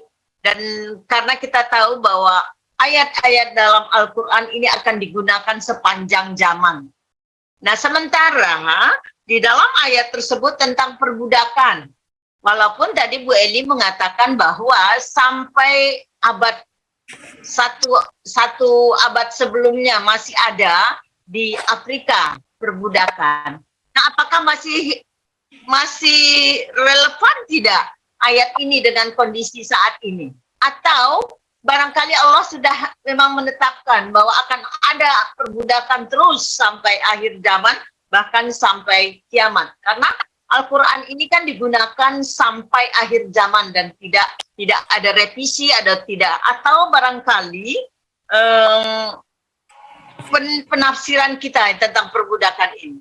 Mohon penjelasannya. Demikian sementara. Terima kasih Bu Eli. Waalaikumsalam warahmatullahi wabarakatuh. Silakan Bunda Eli, kita jawab mungkin langsung dijawab ya. Ya, langsung jawab saja. Pertanyaannya berat-berat nih Bu Dokter Emery nih. Itu kan adanya Bunda ya? Itu kan adanya Bunda. Kakaknya. Kakaknya. Cuma dia jauh nih, kita belum ketemuan nih, dia di Jogja, saya nih sampai di Jakarta. Mudah-mudahan bisa bertemu. Jadi nggak ketemu, dianya di Jogja, kita di Jakarta, belum sempat ketemu. Baik, ada 3 hal yang Pade pertanyaannya kok. Pertama tentang dibolehkan oleh agama, ini kan suatu hal yang menarik banget. Dibolehkan sama agama, tapi kenapa tidak dibolehkan oleh adat? Ya? Nah, ini kebetulan kita berbicara tentang muharramat ini sudah pernah tahun lalu ya, kita bicarakan juga tentang ini secara dengan diagram, dengan presentasi ya waktu itu ya. Jadi begini, contohnya yang dibolehkan oleh agama, tidak dibolehkan oleh adat, yaitu perempuan yang kakak adik, ya kan, yang satu punya anak laki-laki, yang satu punya anak perempuan, ya. Dalam Islam kan boleh kawin.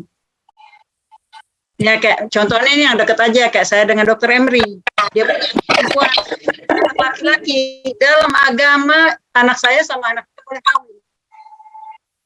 Di Sumatera Barat tidak boleh. Di Sumatera Barat tidak boleh. Apakah adat Sumatera Barat itu bertentangan dengan agama? Sama sekali tidak bertentangan. Kenapa saya katakan justru adat itu menjaga maqasid syariah. Jadi sekarang saya jelaskan. Di dalam Islam ini kan aturannya, pegangan kita kan Al-Qur'an, ya. Tapi Al-Qur'an itu sebagai pedoman kita, dia harus berdiri di atas fondasi maslahat dan mafsadat. Setelah itu, ya kan, dia harus bermuara kepada maqasid syariah. Jadi tidak sesempurnanya ya hukum itu dilaksanakan apabila tidak hanya melihat kepada dalil, tapi ada hubungannya dengan realita kehidupan, maka sebuah dalil itu harus berdiri di atas fondasi masalih wal mafasid, kemudian hukum itu harus bermuara di maqasid syariah. Maksudnya apa? Dalilnya tadi 14 yang tidak boleh dinikahi. Antara kakak adik, anak-anaknya boleh menikah. Berarti kan itu artinya yuhallilul halal wa yuharrimul halal wa yuhallilul haram. Sepertinya secara sekilas pandang itu seakan-akan kita mengharamkan yang dihalalkan Allah. Sebenarnya tidak begitu di Sumatera Barat. Karena sistem matrilineal itu, seseorang itu terikat dengan suku berdasarkan garis keturunan ibu. Jadi seorang yang satu ibu, maka dia akan tinggal satu rumah, ya. Dan anak-anaknya itu seperti rumah gadang yang ada itu, anak-anaknya akan tinggal bersama ibunya. Jadi di rumah yang sama. Makanya dia mendapat suku yang sama. Nah, karena sukunya sama, rumahnya sama, satu rumah, satu suku, dan juga harta pusakanya sesatu kaum juga sama, sumber keuangannya dari sana, dan ketika dia dikuburkan, ketika dia wafat juga di pekuburan yang sama, makanya adat tidak membolehkan mereka menikah. Apakah itu bertentangan? Justru bukan bertentangan, justru itu menguatkan ajaran Islam. Dalam arti apa? Karena landasannya adalah maslahat dan mafsadat.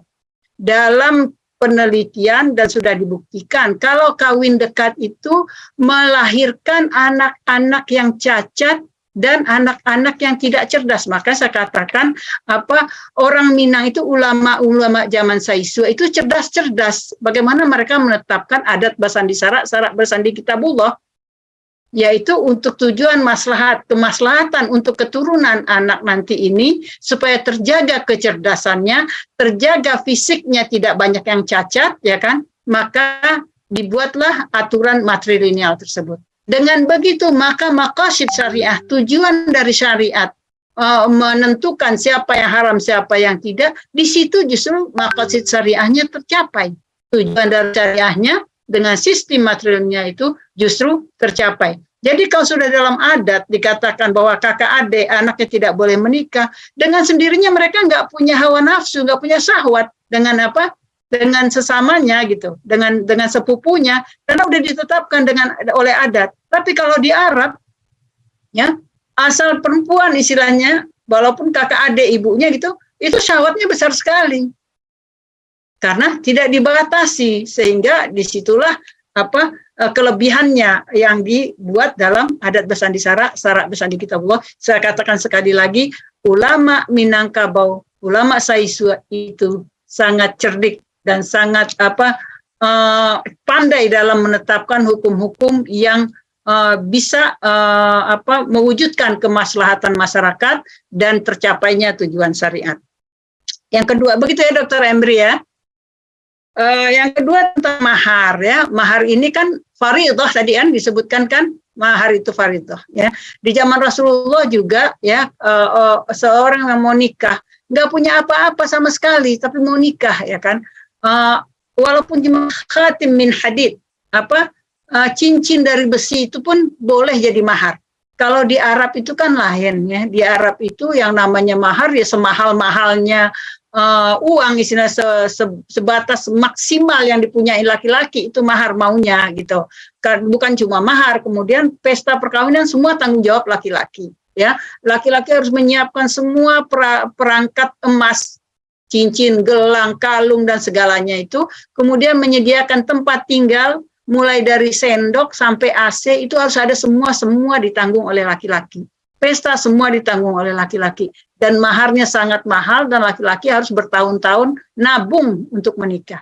Nah, Islam tidak menjadikan seperti itu dijadikan adat, tradisi yang seperti itu. Rasulullah mengatakan walau khatim min hadid, walaupun hanya cincin dari besi itu sudah bisa dijadikan mahar.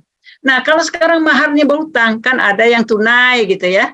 Ketika akad nikah kita sering dengar itu dibayar tunai gitu. Ada juga yang maharnya tidak dibayar tunai. Nah, seandainya si suami ini meninggal sedangkan maharnya belum dibayar, istilahnya apakah dengan begitu terhapus? Tidak terhapus. Ya, hutang tidak terhapus dengan sebab meninggal. Maka dia punya ahli waris, ya kan? Dia punya ahli waris, dia punya keluarga besar, ya kan? Ada ayahnya, ada ibunya, istilahnya kalau anak ini masih tanggungan ibu atau ayahnya, atau dia sendiri udah punya harta, ya kan, maka diambilkan dari hartanya. Sebelum hartanya dibagi-bagikan kepada ahli waris, maka hutang-hutang harus dilunasi dulu, termasuk utang mahar. Ya, jadi utang mahar ini tetap harus dibayar oleh ahli warisnya. Ya, karena harta dia itu jatuhnya ke ahli waris.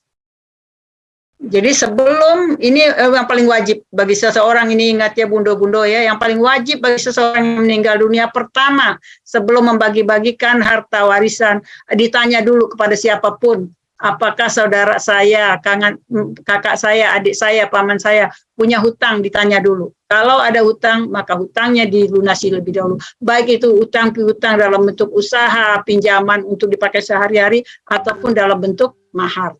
Jadi utang tidak gugur dengan sebab meninggal. Lanjut pertanyaan ketiga, perbudakan. Ya, perbudakan itu manusia kan sukanya itu mendominasi yang lain. Itu udah watak manusia memang diberikan oleh Allah ya. Karena itu diberikan tuntunan Al-Quran. Islam sudah menghapuskan itu sejak 15 abad yang lalu di Jazirah Arab yang sangat ketat, yang sangat jahiliyahnya orang di sana, ya kan, sehingga cara menghapus perbudakan itu dengan cara berangsur-angsur. Tapi ada wilayah-wilayah di dunia ini yang tidak tersentuh oleh ajaran Islam, maka perbudakan tetap berlangsung di sana. ya, bahkan sampai abad ke-19 tadi itu ada di sebagian negara masih menjalankan perbudakan, ya kan? Dan barangkali juga sampai saat ini mungkin di Afrika di bagian-bagian kecil tertentu barangkali masih ada perbudakan. Bukan berarti Islam membolehkan. Mungkin mereka belum tersentuh ajaran Islam. Ajaran Islam belum sampai ke sana. Seandainya ajaran Islam sampai, dakwah sampai ke sana, pasti mereka akan menerima. Tidak ada lagi, orang sekarang sudah berbicara hak asasi manusia. Hak asasi manusia itu pertama adalah hak hidup sebagai seorang merdeka, sebagai seorang yang hur istilahnya, yang merdeka, yang bebas menentukan dirinya. Jadi tidak ada lagi dia menjadi milik manusia lain, termasuk trafficking ya. Trafficking kan itu jadi milik orang yang diperjualbelikan sesuka hati orang yang pengusaha ini. Nah, jadi sebenarnya bukan berarti kalau masih ada perbudakan di abad ini, bukan berarti Islam membolehkan, membenarkan, tapi barangkali dakwah Islam belum sampai kepada mereka. Ya begitu kira-kira jawaban dari 3 pertanyaan tadi udah kejawab semua ya, Dr. Emri ya. Oke, terima kasih. Bunda Eli, mungkin saya akan bertanya mengenai tadi mahar yang dihutangkan. Apabila misalnya si suami sudah meninggal dunia dan istrinya memberikan itu sebagai sedekah, apakah itu boleh diterima seperti sehingga suaminya tidak usah mempertanggungjawabkannya nanti atau ahli warisnya? Nah, ini kalau cinta mati itu bisa kayak gitu ya kan? Iya. Kan di sini ayatnya tadi disebutkan. Kan di ayatnya sudah disebutkan wala junaha alaikum fima taradaitum bihi min ba'dil faridah. Ya kan pertama disebutkan famastamta'tum bihi minhunna fa'atuhunna ujurahunna faridah. Ini ada faridah wajib kan gitu.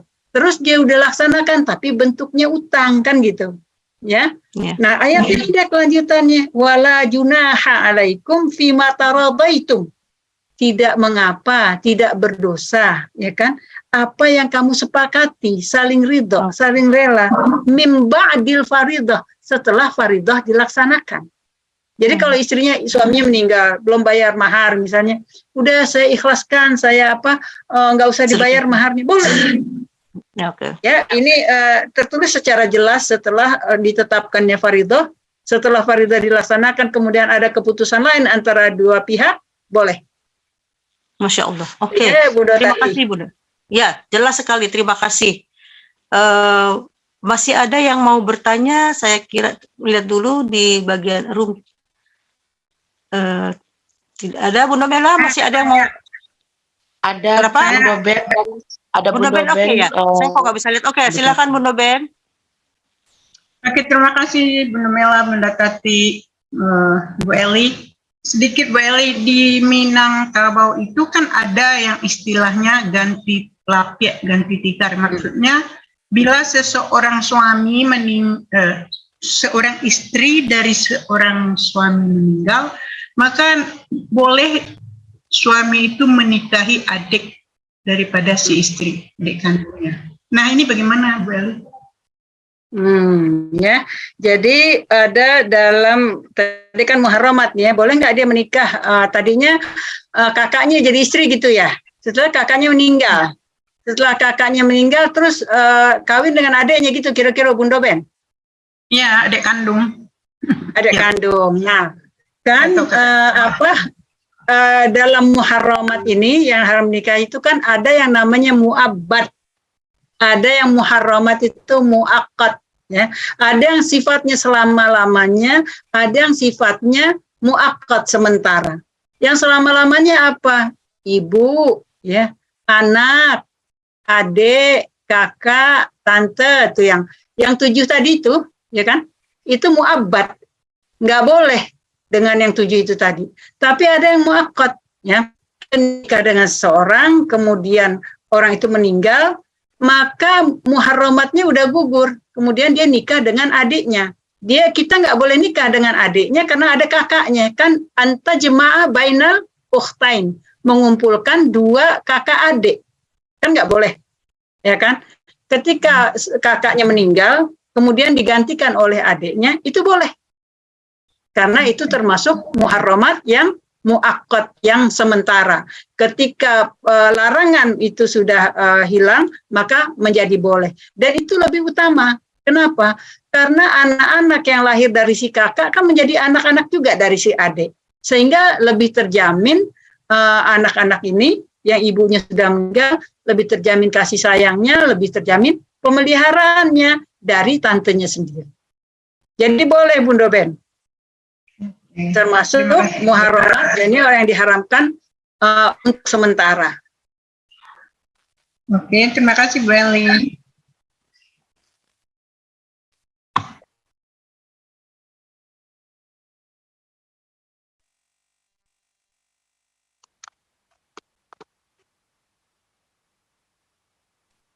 Bu Tatinya yang nggak bisa kita dengar. Iya, Bunda Tati barangkali ada gangguan sinyal. Baik, terima kasih. Silakan di unmute Bunda Tati. Unmute Bu Tati. Iya, baik, sambil menunggu teknis dari Bunda Tati, ada yang sudah memberikan pertanyaan juga tadi di pertengahan materi yang diberikan oleh Bunda Eli dari pendengar kita Radio Gebu Minang. Pertanyaannya melalui YouTube. Assalamualaikum warahmatullahi wabarakatuh. Bahagia bisa ikut pengajian langsung oleh BKM dan disiarkan oleh Radio Gebu Minang. Salam dari Dumai Riau. Pertanyaannya, Bundo, boleh nggak kalau misalnya istri yang meminta cerai kepada suami karena sesuatu alasan? Itu pertanyaan yang pertama. Pertanyaan yang kedua melalui WhatsApp Radio Gebu Minang, ada Ustazah Wisneti dari Dumerio juga ingin bertanya. Oh bukan, maksud saya Assalamualaikum Ustazah. Ada Ibu Wisneti dari Dumerio juga bertanya mengenai, mungkin agak sedikit melenceng dari materi nih Bundo, tapi mudah-mudahan bisa diberikan sedikit informasi mengenai puasa Ramadan. Seorang ayah bekerja sebagai kuli kasar setiap hari, maka bulan Ramadan tidak bisa puasa 1 bulan penuh. Bagaimana orang tersebut membayarkan puasanya? Sedangkan dalam Al-Quran, orang yang boleh meninggalkan puasa itu adalah orang yang sangat tua dan tidak berdaya. Boleh diganti dengan fidyah. Sementara bapak ini masih kuat tenaganya, tetapi dia harus banyak minum karena bekerja sebagai kuli bangunan. Demikian Bundo Eli, terima kasih atas jawaban yang diberikan. Dan nanti setelah ini silakan untuk Bundo Murni yang ada di Zoom dan juga Bundo Nina Azwir langsung bisa menyalakan mic-nya untuk bertanya kepada narasumber kita. Silakan Bundo Eli. Baik, langsung jawab ya. Tadi dari pendengar Radio Guminang dari Dumai ini Pekanbaru, istri meminta cerai boleh nggak ya gitu ya? Kita kan simpel ya pertanyaannya. Ya, kalau dijawab simpel juga, saya bisa jawab dengan simpel. Abghadul halal indallahi talaq. Ya, ada hadisnya bahwa hal yang halal yang paling dimurkai Allah adalah talak. Nah, tapi itu tidak berlaku secara mutlak. Kita ketika ada terjadi tuntutan cerai, baik dari suami ataupun dari istri, maka harus dilihat dulu kasusnya. Dia tidak berlaku secara umum seperti itu. Kasusnya seperti apa dulu? Atas dasar apa si istri meminta cerai?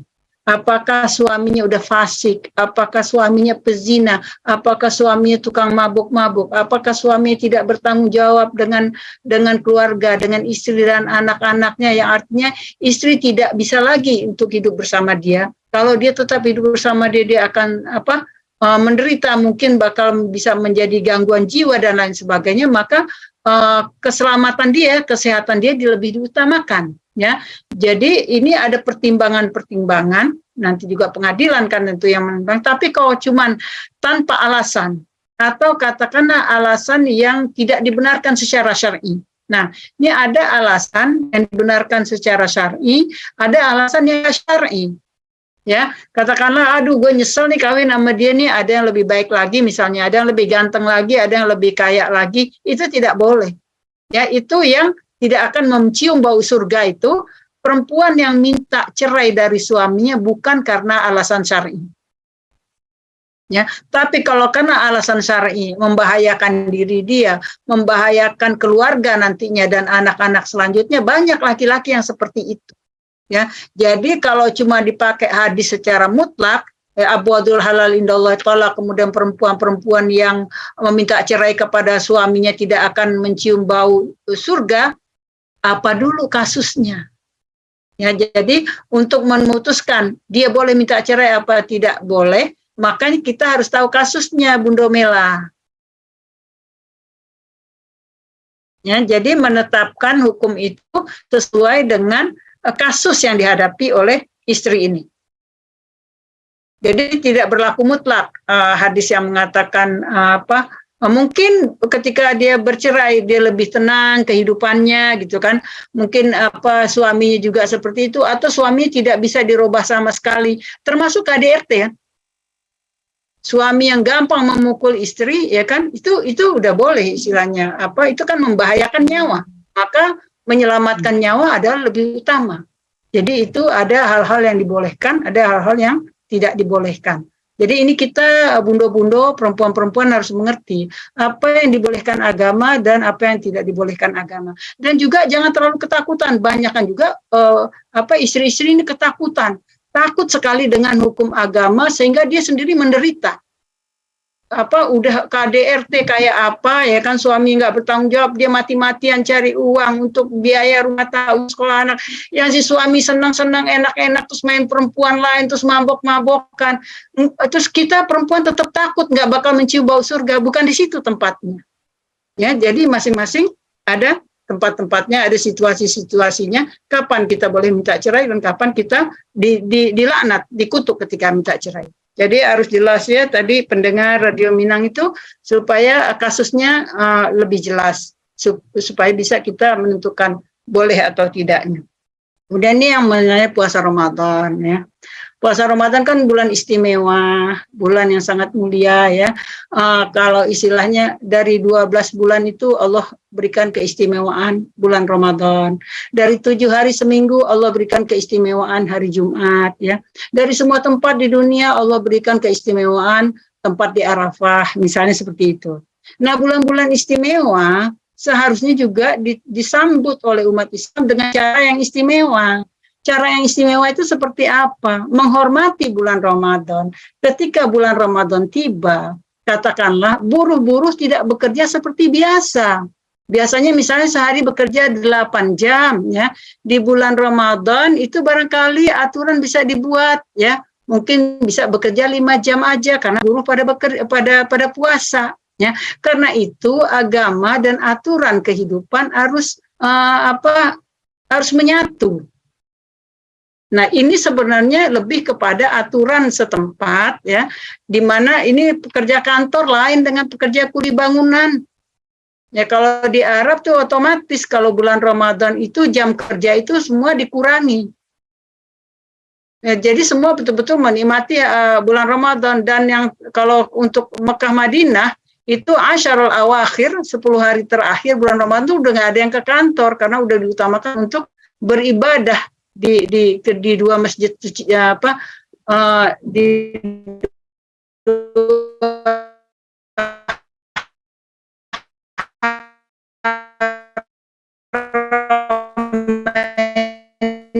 kira kita mengalami juga koneksi lain sama Ibu Bunda Eli. Bunda Eli, halo. Oh, Ambo kira Bunda Eli juga sekarang lagi mengalami misconnection. Sementara kita saya sekarang bisa melihat bahwa ada 2 yang raise hand, itu Bunda Murni dan Bunda Erita ya. Siapa lagi? Masih ada lagi yang bertanya? Ada Bunda Nina Azir. Oh, Nina ya. Tapi sekarang kayaknya Bunda Eli masih tidak terkoneksi ya, Bunda Mela? Bekerja. Ada cuman putus-putus Bu Tati. Oke. Apakah kita bisa mengikutinya? Sepertinya enggak ya, karena menggaung. Hilang suaranya. Oh, hilang. Oke, sementara kita menunggu munculnya Bunda Eli. Siapa tadi yang lebih dulu raise hand? Saya nggak tahu apakah masih kita isi aja dulu dengan pertanyaan. Bunda Murni, Bunda Murni, Bunda Murni, oke, silakan Bunda Murni nanti. Kemudian terakhir itu ada Bunda Erita. Murni. Barangkali kita kumpulkan pertanyaannya juga sambil menunggu waktu. Tati. Yo. Dicatat saja dulu Bunda Tati. Iya. Iya, yang tadi ada yang Assalamualaikum warahmatullahi wabarakatuh. Maaf. Waalaikumsalam. Tadi ada kita simak yang disampaikan oleh Bunda Eli, orang-orang yang tidak halal untuk dinikahi.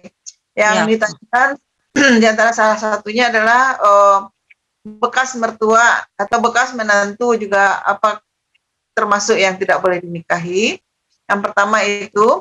Yang kedua, dalam hal pembagian harta waris, apabila seorang anak ahli waris perempuan meninggal, kemudian warisan ternyata belum dibagi, ya, yang meninggal duluan orang tuanya, baru ahli waris perempuan ini.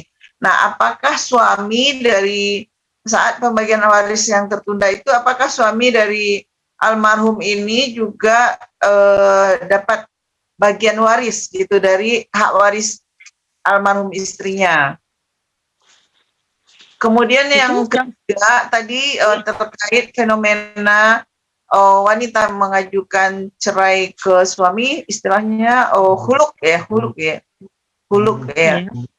Huluk itu kebetulan kami melihat dengan banyaknya syiar ya, ilmu bahwa wanita boleh mengajukan huluk ke suami itu, fenomenanya sekarang wanita itu kami melihat juga di ranah Minang ya, nggak bisa lagi kalau dulu misalnya ditinggalkan suami mereka masih bertahan gitu, mendidik anak-anak sendiri.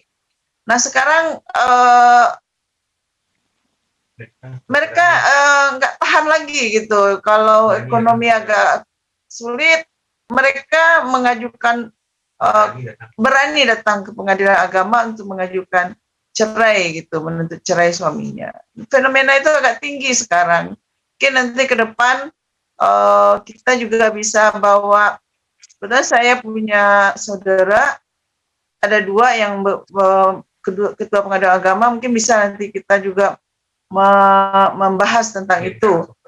Gejala banyaknya wanita minta cerai kepada suami di ranah Minang. Itu Bu Tati, terima kasih. Terima kasih, Tori catat. Pertanyaannya yang tiga tadi adalah bagaimana apabila bekas mertua atau bekas menantu boleh dinikahi setelah yang bersangkutan meninggal misalnya, ya kan? Begitu. Ya.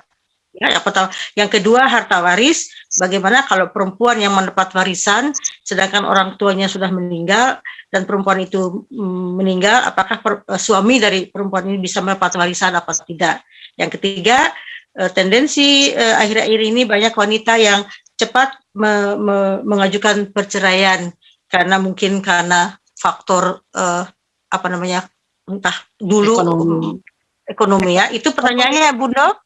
Kalau misalnya nanti tidak terjawab semuanya, nanti kita catat untuk berikutnya. Bunda tadi, Oke, sama-sama. Kemudian siapa lagi tadi, Bunda Nina atau Bunda Erita yang duluan? Ada Bunda Nina. Bunda Nina, silakan Bunda Nina. Unmute aja. Ya, ya. Assalamualaikum warahmatullahi wabarakatuh. Waalaikumsalam warahmatullahi wabarakatuh. Silakan Bunda Nina. Saya tuh mau ada dua pertanyaan yang akan saya tanyakan, yaitu pertama tadi masalah perbudakan. Dikatakan tadi bahwa perbudakan tuh ya salah satu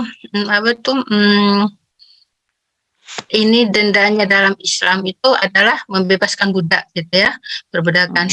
Tapi di satu sisi saya melihat kalau seandainya terjadinya ada suatu perang, misalnya ada tawanan perang, itu juga dalam Islam tuh biasanya tuh tawanan perang tuh dijadikan budak.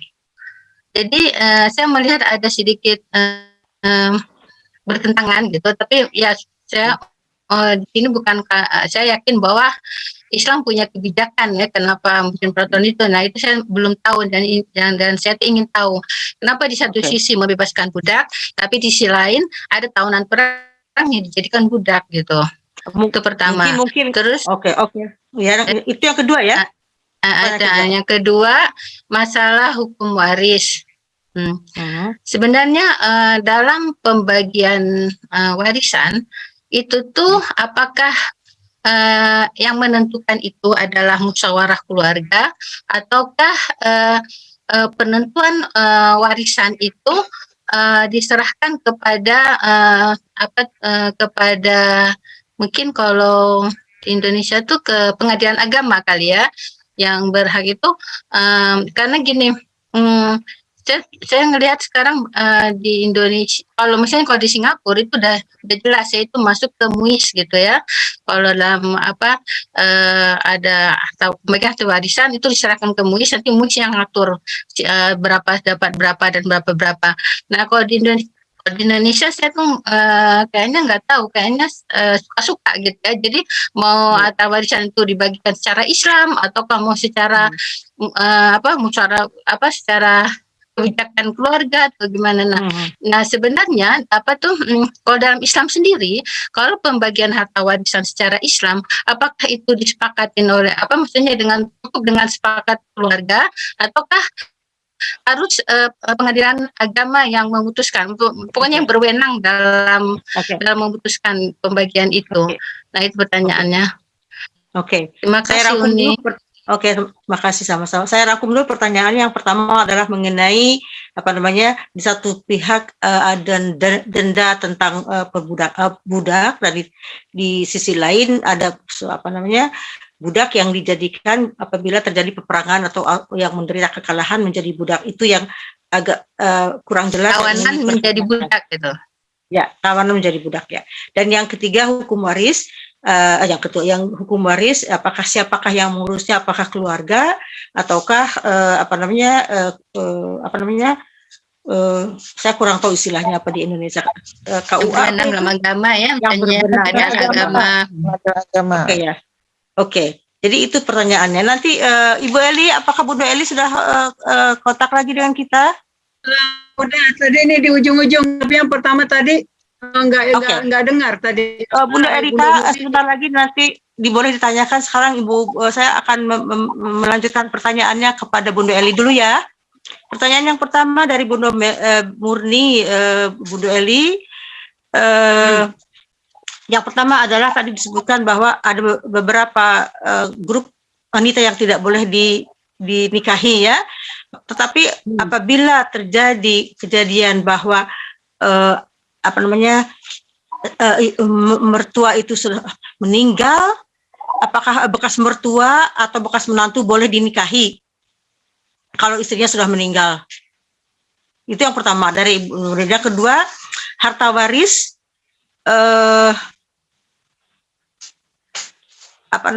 apakah harta waris diberikan kepada perempuan yang meninggal?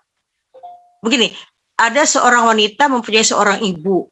Ibunya itu sudah meninggal dan warisan belum dibagikan. Sementara anaknya perempuannya juga meninggal pada saat tidak berapa lama kemudian. Apakah suami dari almarhumah ini mendapatkan harta warisan? Itu pertanyaan yang keduanya.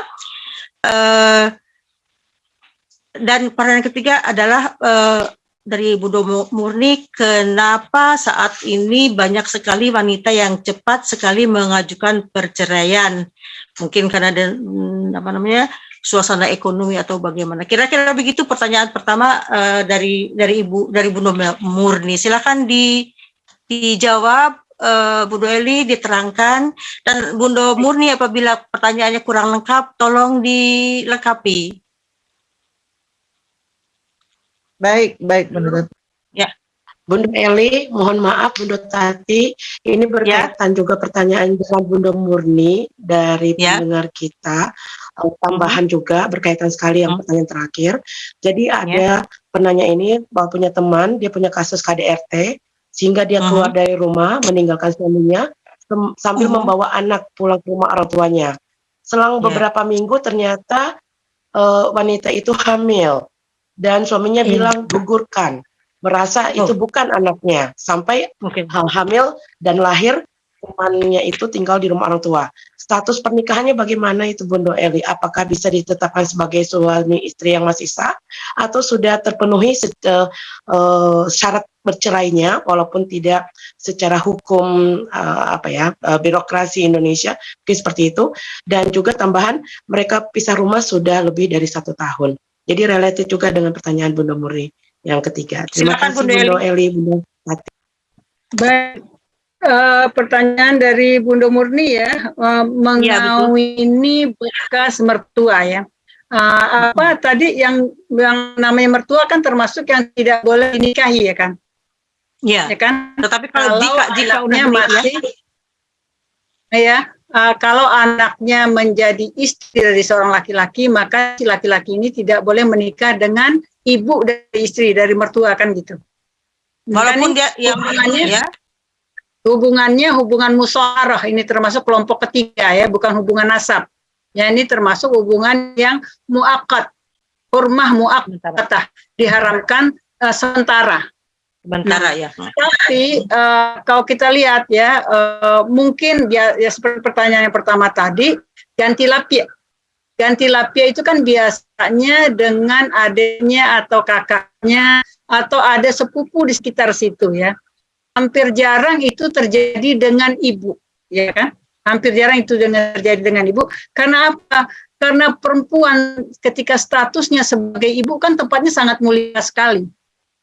Ya, yang paling mulia perempuan itu adalah ketika statusnya sebagai ibu. Jadi kalau perempuan ini sebagai ibu menikah dengan bekas suami anaknya, betapa jatuhnya harga diri si ibu ini. Ya, memang tidak disebutkan secara eksplisit di dalam ayat ini ya kan, ketika itu meninggal kan boleh-boleh aja ya, misalkan seperti itu, tapi ada yang wajar, ada yang tidak wajar ya. Jadi harga diri ibu ini tidak menikahi menantu, itu boleh dikatakan bekas menantu lah ya, bukan menantu. Barangkali di dalam kehidupan bermasyarakat juga akan tercela istilahnya, akan jatuh harga diri ibu ini. Nah, ini ada hal-hal, kan Islam cuma menyebutkan secara global ya di dalam ayat-ayat ini. Dalam kenyataannya ada hal-hal yang tidak disebutkan secara sharih, secara eksplisit di dalam Al-Quran. Nah, disinilah kita dikasih space, ruangan bagi para ulama untuk berpikir apa dampaknya dalam kehidupan masyarakat. Apa dampaknya terhadap ibu sih? Disinilah tempatnya ijtihad. Ya, disinilah tempatnya ijtihad. Atas dasar apa si suami ini mengawini bekas mertuanya? Kita harus berlandaskan kepada masalih dan mafasid. Kemudian muara kita di mana? Kepada maqasid syariah. Kalau hanya karena cinta, senang atau apa segala macam, kita bisa katakan tidak ada masalah, tidak ada mafasid, tidak ada maqasid syariah di situ. Kalau saya berijtihad, saya katakan tidak boleh. Jadi inilah ruang bagi para ulama untuk berijtihad. Maka untuk menjaga kehormatan, kemuliaan seorang ibu, walaupun anaknya sudah meninggal, si mantu ini akan tetap memperlakukan bekas ibu mertuanya itu sebagai ibu kandungnya, ya kan? Apalagi kalau punya cucu dari laki-laki ini. Ya kan, kalau punya cucu dari laki-laki ini, maka dia tetap sebagai nenek dari anak-anaknya. Jangan sampai nenek dari anak-anak jadi ibu kepada anak-anaknya. Itu merusak tata kehidupan dalam bermasyarakat. Jadi ini Bunda Murni ruang ijtihad yang tidak disebutkan di dalam Al-Quran. Tidak ada, bahkan mungkin contohnya juga pun tidak pernah terjadi. Tapi disitulah space-nya, ruangnya bagi ulama untuk berijtihad. Bisa terjadi beda pendapat di sini. Mungkin sebagian ulama mengatakan, kalau saya berijtihad, saya katakan hormatul menjaga kehormatan seorang ibu, apalagi kalau punya cucu, maka kalau dikatakan bukan diharamkan ya, sebaiknya tidak menikah dengan menantu, dengan bekas menantu. Begitu Bunda Murni, itu ijtihad di situ. Kemudian harta warisan diberikan, maksudnya apa tadi ini, atau warisan ini seorang ibu mempunyai seorang perempuan, seorang ibu ibu itu meninggal dan harta warisan belum dibagi, dan kebetulan juga perempuannya anaknya itu meninggal. Pertanyaannya apakah suami dari si ibu anak ibu ini mendapatkan warisan dari mertuanya karena istrinya sudah meninggal? Kan sekarang pembagian warisan, maka yang faraid, yang ashabul faraid ada pewaris yang udah ditetapkan bagiannya, ada yang setengah, ada yang seperempat, ada yang seperenam, kan begitu ya. Kalau yang meninggal ini istilahnya masih punya ayah, ya kan, kemudian masih punya ibu, punya anak, punya kakak, punya adik, maka yang berhak lebih dahulu adalah mereka-mereka ashabul faraid yang disebutkan bagiannya di dalam Al-Quran. Suami, dia cuma berhak dari istrinya. Dia tidak berhak dari mertuanya. Tapi istrinya udah meninggal. Nah, istri meninggal, kan dia dapat dari ibunya, ya kan? Ibunya meninggal, ya kan? Apakah hartanya belum dibagi setelah ibu meninggal terus istrinya belum meninggal? dibagi? Tadi disebutkan belum dibagi. Belum dibagi, hartanya belum dibagi kepada istrinya, kemudian istrinya juga meninggal. Tetap dibagi untuk istri dulu, ya kan?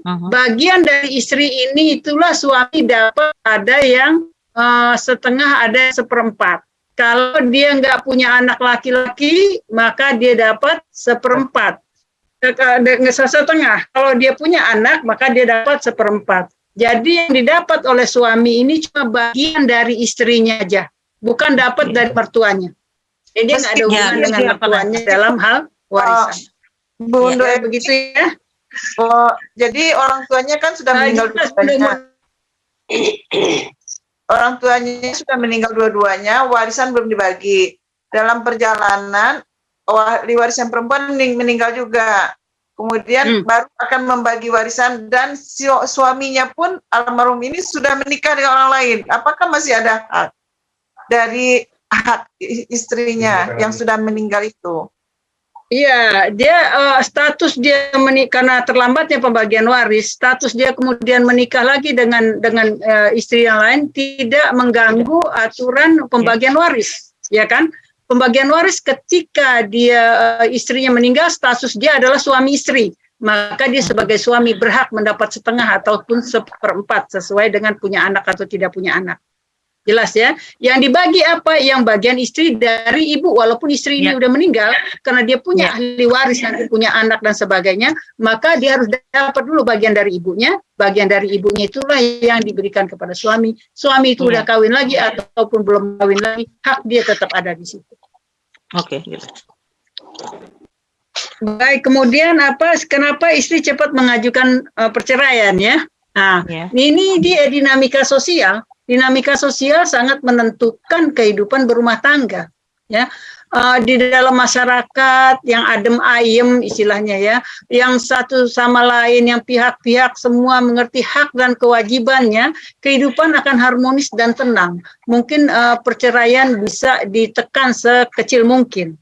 Dalam masyarakat yang terjangkit dengan lifestyle yang seperti sekarang ini, tanggung jawab terhadap keluarga itu berkurang, tanggung jawab terhadap anak-anak itu dilalaikan, itu bisa terjadi hal-hal yang mendorong terjadinya perceraian.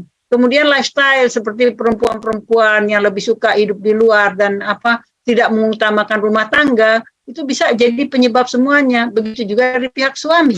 Pihak suami ketika tidak lagi bertanggung jawab sebagai kepala keluarga, itu sudah merusak tatanan dalam keluarga. Makanya dari sebab-sebab perceraian itu, ya kan, yang seharusnya bukan hanya karena rumah tangganya, tapi karena lingkungan sosialnya. Jadi mendorong terjadinya perceraian, banyaknya terjadi perceraian itu sangat didorong oleh lingkungan sosial, kondisi ekonomi, kondisi aturan dan juga gangguan kehidupan, ya seperti sekarang ini.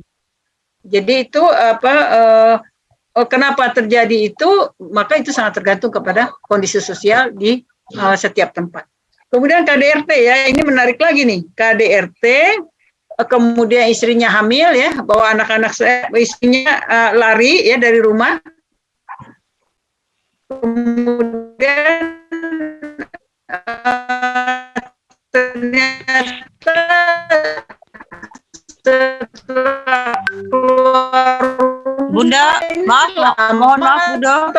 Atau baru kemudian istrinya hamil. Atau pertanyaan dari mana nih Bunda Mela? Dari Bunda Mela kan ya, masalah dari Radio Gubumina. bara'atul rahim. Ini ada masalah bara'atul rahim. Apa? Oh, dari Bunda Mela, dari pendengar tadi. Iya.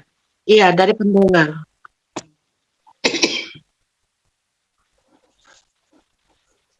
Halo Bunda Eli. Iya, jadi pertanyaannya kan ini harus kita tahu dia udah istilahnya lari ya, udah kabur dari rumahnya, katakan ke rumah orang tua atau kemanapun istilahnya kan. Kemudian dia hamil, apakah jarak dari dia pergi dari rumahnya dengan dia hamil itu berapa lama?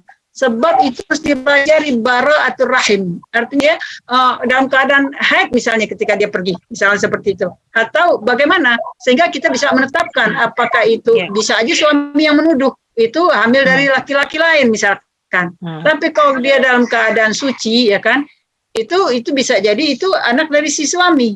Kalau dia dalam keadaan haid misalkan, berarti dia kan tidak ada pembuahan dari suaminya, bisa terjadi dengan laki-laki lain. Nah, jadi status pernikahan dia tetap sampai ada kejelasan, status pernikahan dia tetap sebagai suami, sebagai istri, wajib nafkah, suami wajib menjalankan tugas-tugasnya juga tetap, sampai ada keputusan pengadilan bahwa anak yang dalam kandungannya itu adalah bukan anak suaminya. Kalau bukan anak suaminya, suaminya bisa memutuskan untuk menceraikan istrinya. Maka udah boleh di situ. Ya karena udah maksiat istrinya, maka dia udah terlepas dari tanggung jawabnya suaminya ini. Nah karena itu penelitian itu harus jelas hamilnya kapan, ya kan? Dan yang lebih jelas lagi dalilnya adalah kalau ada DNA ya, DNA dicek dengan DNA bahwa bayi yang dikandungnya itu berasal dari sperma laki-laki yang mana. Itu kan sekarang bisa dipastikan. Jadi di situ baru bisa ditetapkan hukumnya. Apakah ini tetap suami istri atau harus diceraikan. Begitu Bunda Murni ya dan Bunda Mela. Lanjut pertanyaan Bunda Nila ya. Baik Bunda, terima kasih. Nah ini pertanyaan juga menarik nih Bunda Nila. Bunda Nila tentang Nina. Lina ya. Nina ya. Lina. Terbalik nih. Jadi dalam peperangan kan pasukan atau lawan yang kalah itu kan akhirnya kan menyerah kepada yang menang gitu ya. Ini banyak peperangan dalam Islam itu kan pasukan Islam banyak yang menang ya. Kemudian tawanan-tawanan perang itu ya menjadi budak. Itu kondisinya saat itu bukan Islam yang menetapkan dia jadi budak. Nah, jadi tidak bertentangan ya, Bundo ya. Tidak bertentangan. Bukan Islam yang menetapkan perempuan-perempuan itu sebagai budak. Tapi aturan sosial ketika itu bahwa perempuan-perempuan yang sudah dalam tawanan itu menjadi budak dari tuan-tuan yang menguasai dia. Nah, Islam justru membebaskan tawanan ini dari perbudakan dengan cara itu tadi, dengan kafarah, tahrirul raqabah, di mana-mana tahrirul raqabah, di mana-mana tahrirul raqabah, sehingga perbudakan itu betul-betul hapus. Jadi tidak bertentangan. Yang ini sudah ada, Islam datang untuk menghapuskannya. Jelas ya? Oke. Hukum waris. Oke. Itu musyawarah dengan keluarga atau pengadilan yang menentukan. Ya. Islam, Al-Quran sudah menjelaskan, menuliskan, tertulis 1/6, 1/3, 1/2, 1/8 dan lain sebagainya. Itu aturan faraid dengan ashabul faridah. Kemudian ketika terjadi seseorang meninggal, pembagiannya gimana? Keluarga yang ngatur atau pengadilan yang ngatur? Kalau di dalam keluarga itu memang mengerti dengan aturan pembagian harta warisan, ya silakan langsung dijalankan ketentuan agama. Karena katakanlah keluarga itu diantaranya ada yang tahu tentang agama, atau katakanlah ini keluarga emang keluarga pesantren misalnya, dia tahu tentang urusan itu, ya aja langsung. Nah, Kalau misalnya dia mau menjalankan agama tapi tidak tahu ini bagiannya seberapa, yang si fulan bagian seberapa, itu boleh diserahkan kepada pengadilan agama ataupun pihak-pihak tertentu yang berilmu tentang hal itu. Itu kan cuma membantu, siapa yang mendapat berapa. Jadi boleh dilaksanakan oleh keluarga itu sendiri, diputuskan oleh keluarga itu sendiri, boleh juga ke pengadilan agama, tapi bukan dimusyawarahkan. Oh, kamu sepertiga aja ya, yang ini 1/8, tidak bisa dimusyawarahkan karena itu watilka hududullah dalam ayat waris kan seperti itu. Inilah ketetapan Allah. Bukan dimusyawarahkan, kamu dapat setengah aja, kamu dapat 1/3 aja. Ketentuannya sudah ada di dalam Al-Quran, tinggal melaksanakan. Melaksanakan sudah paham semua anggota keluarga, silahkan jalankan. Tidak mengerti, silahkan datang kepada alim ulama, kepada kantor pengadilan, ataupun siapapun yang berilmu, yang mengerti tentang pembagian harta warisan. Jadi seperti itu ya, Bundo, hukum warisan. Oke. Terima Bunda, kasih maaf, banyak. Boleh saya nanya sedikit lagi tentang masalah hukum waris ini. Pada kenyataannya sekarang ini banyak sekali hukum harta warisan itu tidak dibagi secara Islam. Jadi misalnya biasanya suka gini, ya udah deh, kita kan misalnya ini dibagi buat 3 orang, udah mau laki mau perempuan kita nggak lihat itunya, pokoknya bagi sama rata sama banyak gitu, misalnya gitu kan banyak terjadi kan sekarang begitu, bukan dibagi sama banyak, tidak dibagikan secara hukum syariat Islam. Nah itu bagaimana tuh, maksudnya apakah itu nanti di akhirat akan dipertanggungjawabkan atau gimana, walaupun misalnya hanya 3 orang ini bersepakat misalnya, ya maksudnya oke, nggak apa-apa, setuju gitu misalnya, misalnya kita ada 1 laki-laki 2 perempuan, oke setuju, masing-masing dapat 1/3, padahal kalau dalam hukum Islam kan laki-laki setengah, perempuannya 1/4 kan gitu. Nah itu tidak berlaku gitu, jadi udah kita bagi sama banyak aja. Nah itu gimana tuh dalam Islam melihat kasus seperti itu? Masya Allah, ini Bundo Nina Azwir ya. Di mana nih, Bundo? Ya. Kebetulan lagi di Singapura. Singapura, waduh, ini dari Belanda sampai Singapura, sampai Dumai ya, Masya Allah. Luar biasa nih Bundo-Bundo, semangat ya. Ya, kan dalam Al-Quran sudah ditetapkan bagian-bagiannya. Dan yang paling perlu kita ingat, bahwa bagian-bagian warisan di dalam Al-Quran itu tidak berdiri sendiri. Bukan hanya sebatas hak di situ ada sangkut pautnya dengan kewajiban. Kenapa laki-laki dapat 2, perempuan dapat 1? Ada kaitannya dengan kewajiban, bukan semata-mata laki 2, perempuan seenak-enaknya begitu, tidak, ya kan? Jadi ini sangat erat kaitannya antara 2 bagian dengan 1 bagian perempuan dengan kewajiban apa yang dibebankan kepada yang mendapat 2 ini. Kan kalau misalnya kalau perempuan punya harta itu milik dia sendiri, suaminya nggak boleh ikut campur di situ. Tidak ada milik suami di dalam harta milik istri. Sebaliknya di harta suami ya, kalau kita punya abang laki-laki, di harta dia itu ada hak anak-anaknya, ada hak istrinya. Ya, nah, awak padusi yang perempuan, di harta kita ini cuman kita sendiri yang punya, suami nggak boleh minta, anak-anak nggak berhak untuk apa-apa, kita sepenuhnya hak kita. Kita nggak berkewajiban memberi nafkah, ya kan? Kita nggak berkewajiban membayar apapun. Nah, jadi kaitan antara bagian waris dengan kewajiban dan tugas yang harus dilakukan oleh laki-laki itu sangat erat sekali. Adapun di sekarang ini hampir tidak ada kewajiban yang dibebankan kepada laki-laki. Kalau di Sumatera Barat masih lumayan ya, anak dipangku kemanakan dibimbing. Tapi dalam masyarakat modern yang sudah hidup di kota-kota besar, itu udah masing-masing, nafsi-nafsi. Ya, kamu dengan keluarga kamu, saya dengan keluarga saya. Tidak ada lagi istilahnya bahwa ini adik saya perempuan, bagaimana keadaannya, itu tidak menjadi urusan lagi. Nah ini sangat erat kaitannya. Kalau misalnya adik perempuannya, suaminya meninggal atau bagaimana, maka abangnya ini berkewajiban memberi nafkah kepada adiknya ini dan anak-anak dari adiknya. Ya, Budoninya ya. Jadi kalau ada suami meninggal, dia meninggalkan istri dan anak-anaknya, ya. Abang yang meninggal ini masih hidup, ya kan? Dia kenapa dikasih banyak? Karena dia punya kewajiban bukan anak kandungnya saja, tapi anak adiknya ini, anak almarhum adiknya dia juga berkewajiban memberi nafkah. Makanya dia dikasihnya 2 bagian. Itu ada sangkut pautnya dengan kewajiban. Sedangkan perempuan, siapapun yang meninggal dia tetap punya dia sendiri, nggak ada yang diwajibkan untuk bayar siapa-siapa. Adapun kemudian misalnya ada 2 anak laki, anak perempuan 1, dibagi 3 sama-sama banyak, itu boleh aja. Antara dimingkum ridho dalam masalah harta itu udah nggak ada dosa di sana. Saya ikhlas, saya berikan. Katakanlah misalkan, saya ini ada kan kita nggak semuanya sukses. Ada yang sukses kuliahnya, sukses usahanya, sukses karirnya. Ada adiknya yang katakanlah tidak seberuntung dia. Kemudian dia ikhlas, bahkan ya udah bagian warisan saya buat kalian aja. Itu boleh.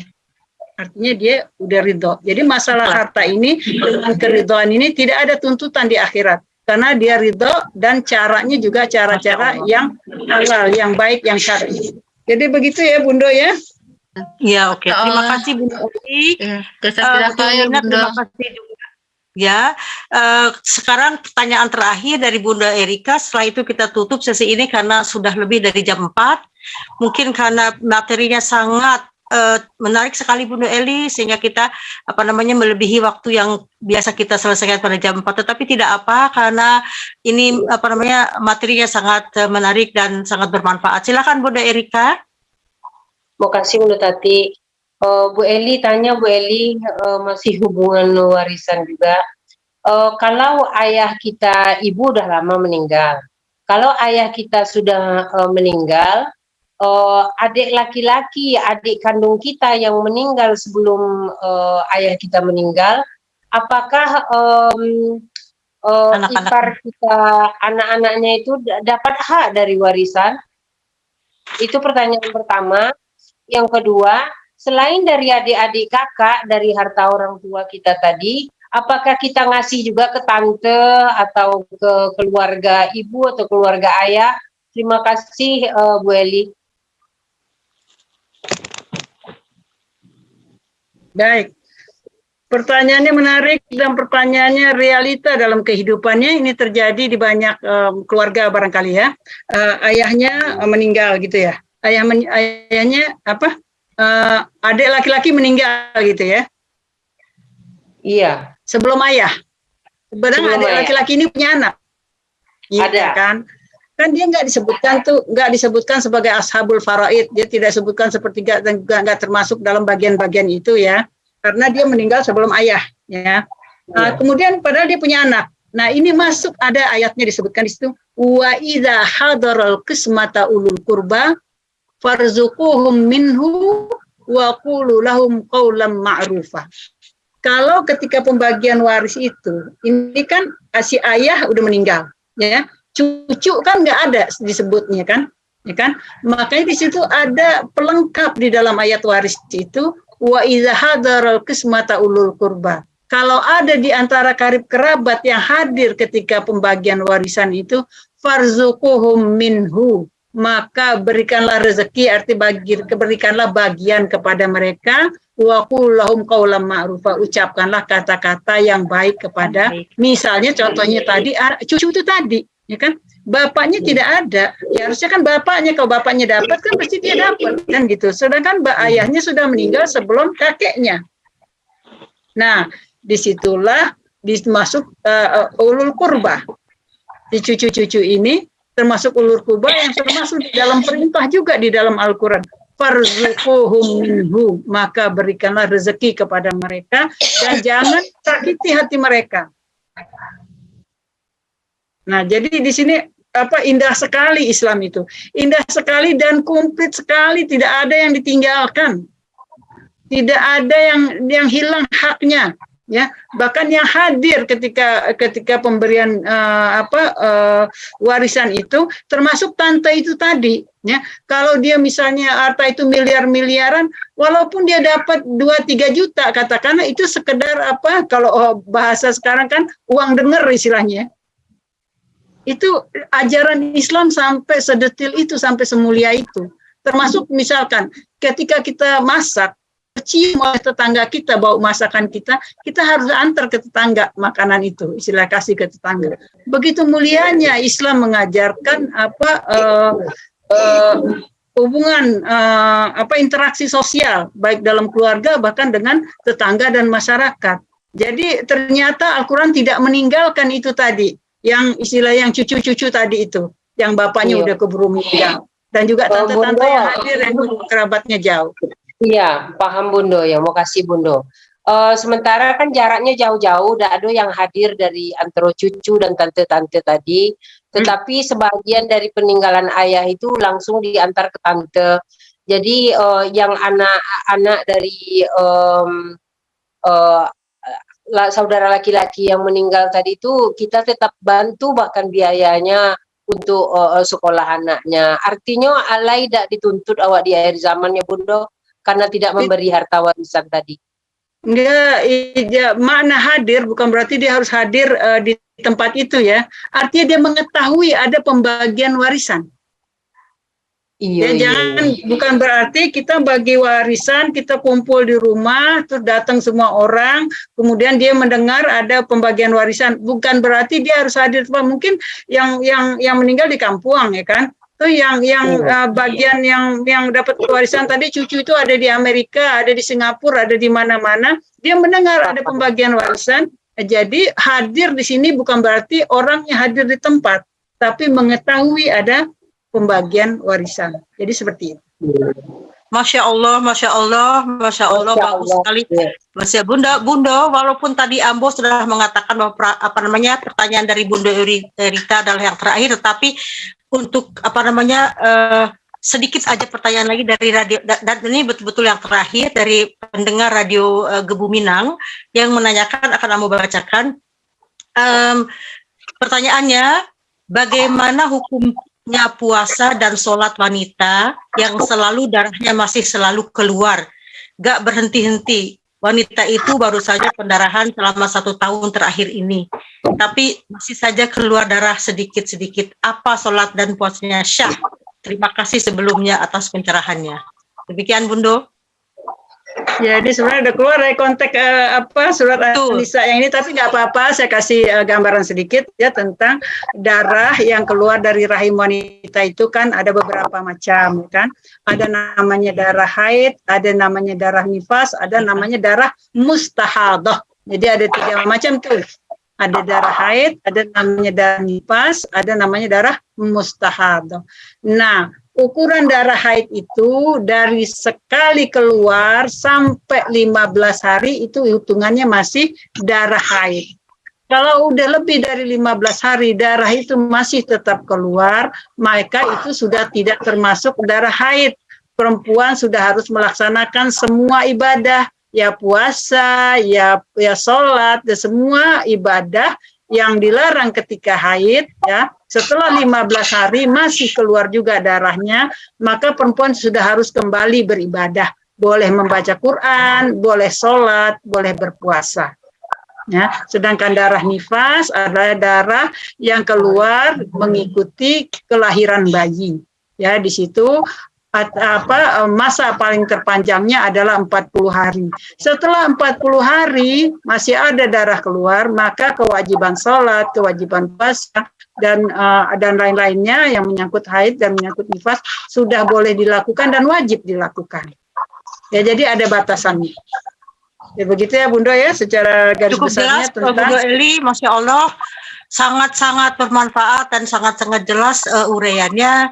Dan kita cukupkan sesi sampai di sini. Sebelum itu saya mengucapkan terima kasih kepada Bunda Bella, kepada pendengar, dan kepada hadirin yang telah hadir, dan juga memohon maaf apabila ada kekurangan dan kesalahan.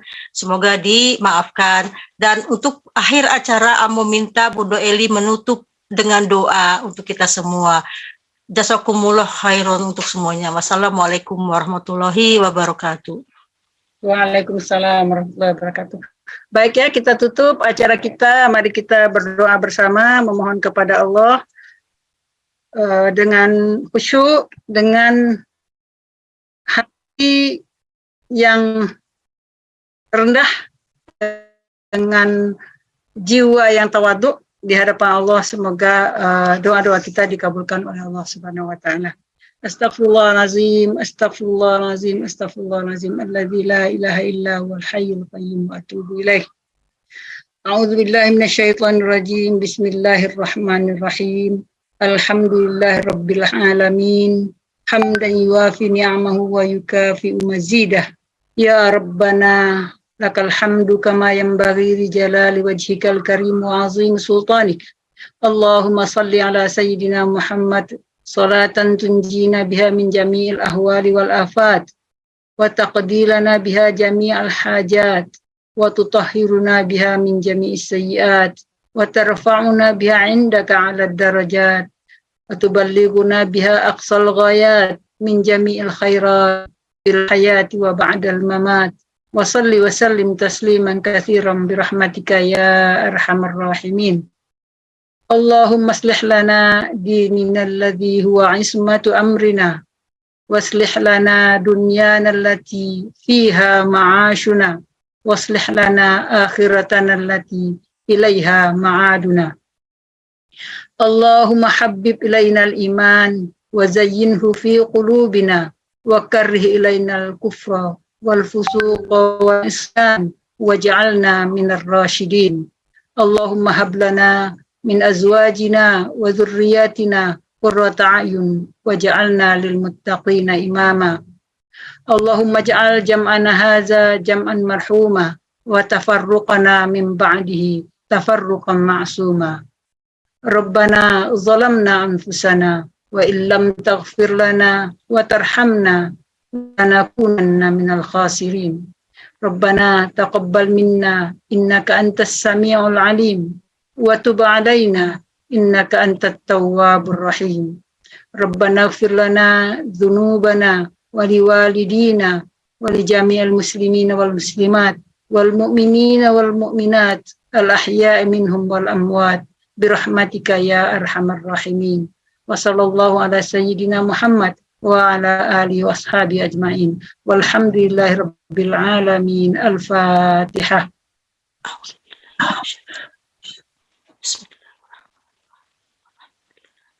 Siratal ladzina an'amta 'alaihim. Amin, amin, amin, semua amin. Dakwahum fi Amin, amin, amin ya rabbal alamin. Masya Allah, alhamdulillah.